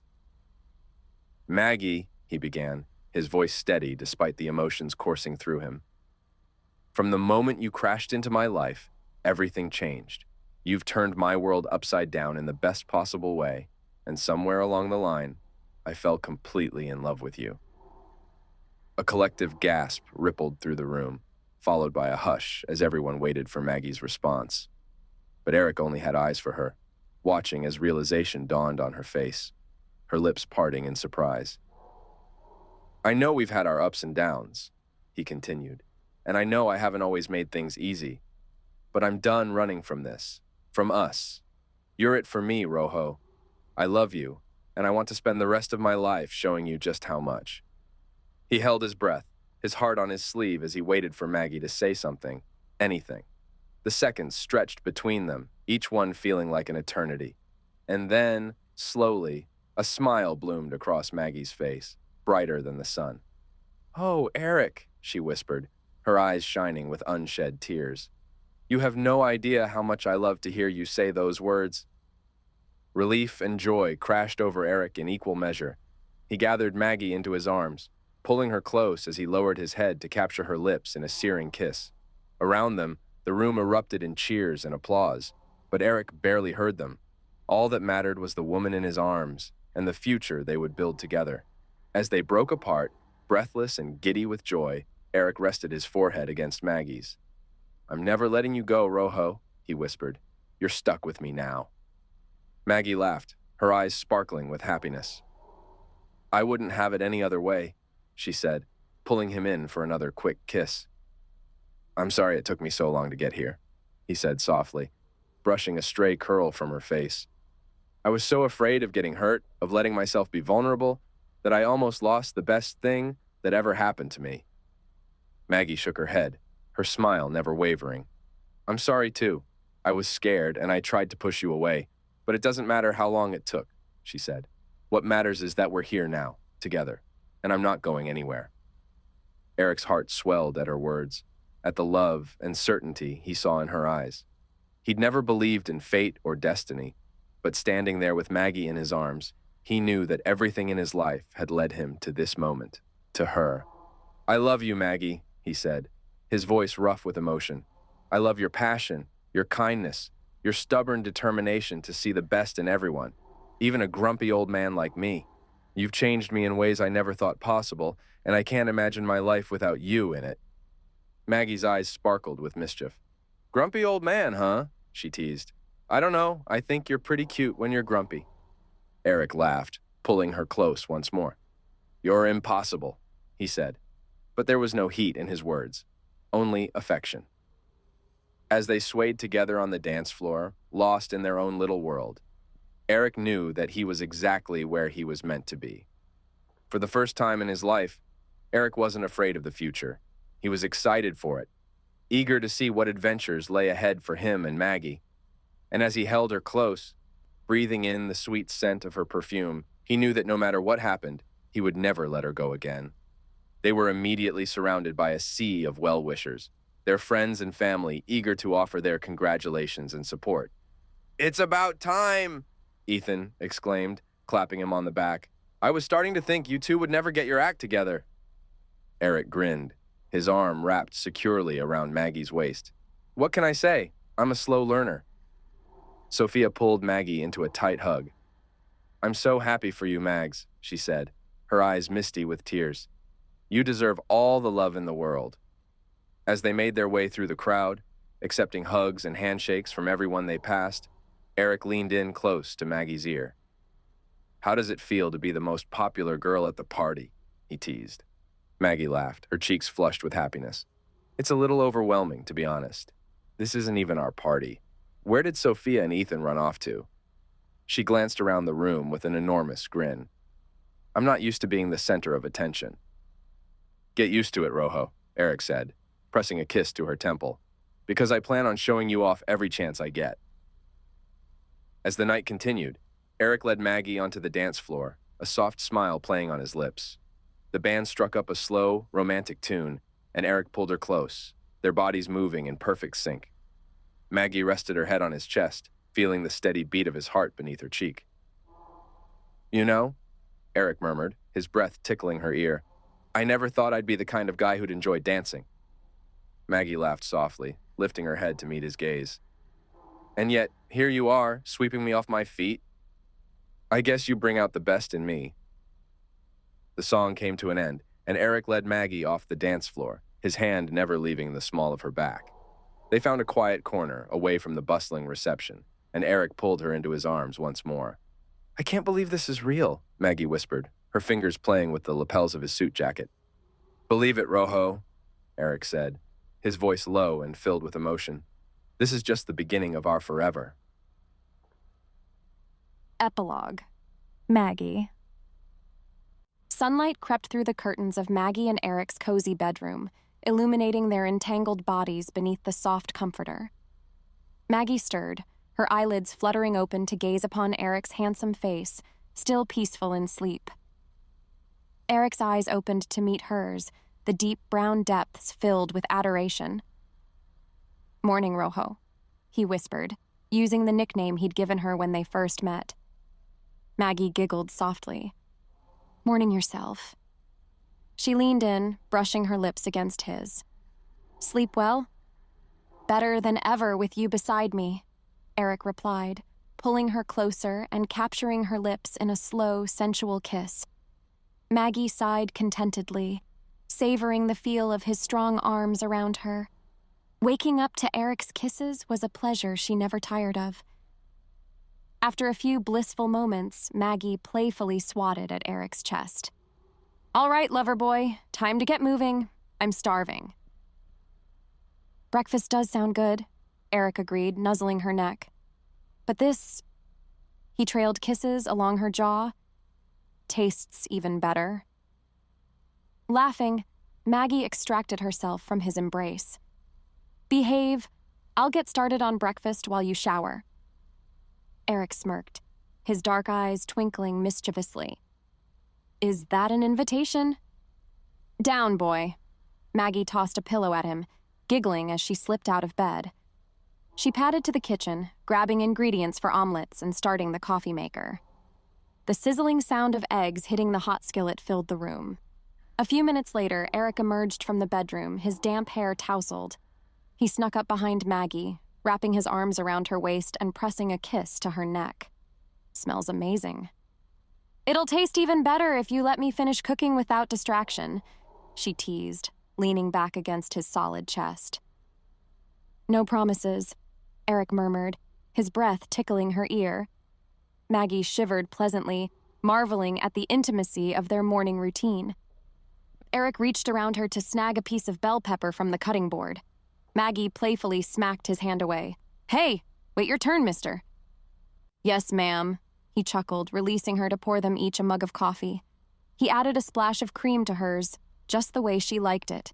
He was the one person she allowed to make coffee for her for a change.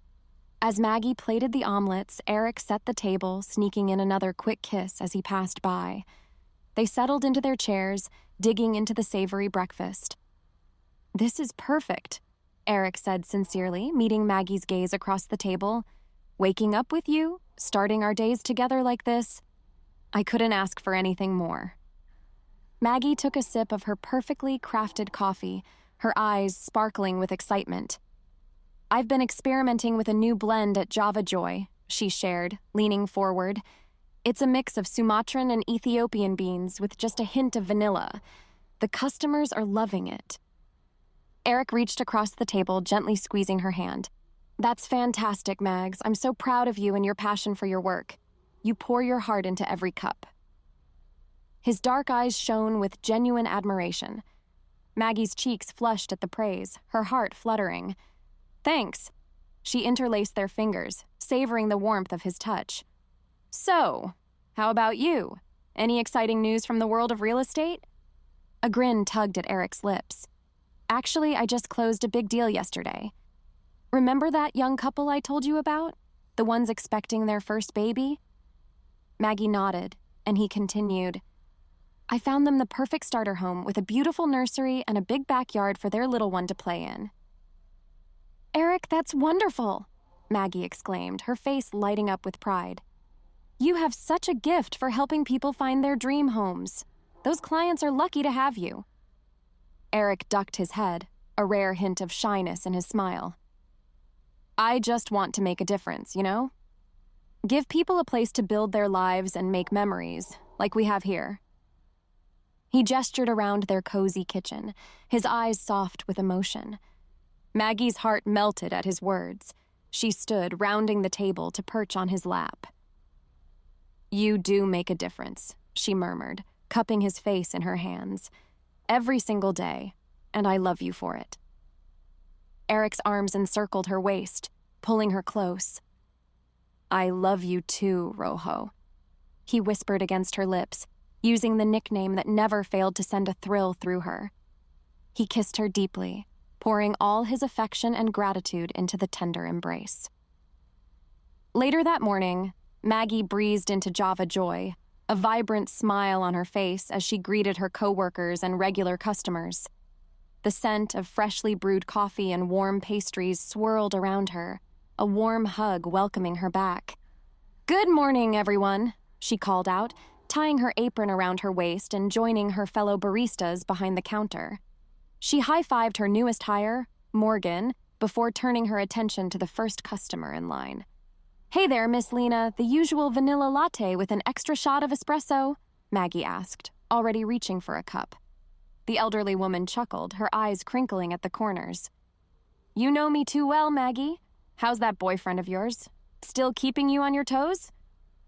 Maggie grinned, her cheeks flushing slightly at the mention of Eric. "Always," she replied with a wink, setting to work on the order. As she crafted the latte, she poured her heart into the delicate swirls of foam, creating an intricate Rosetta design.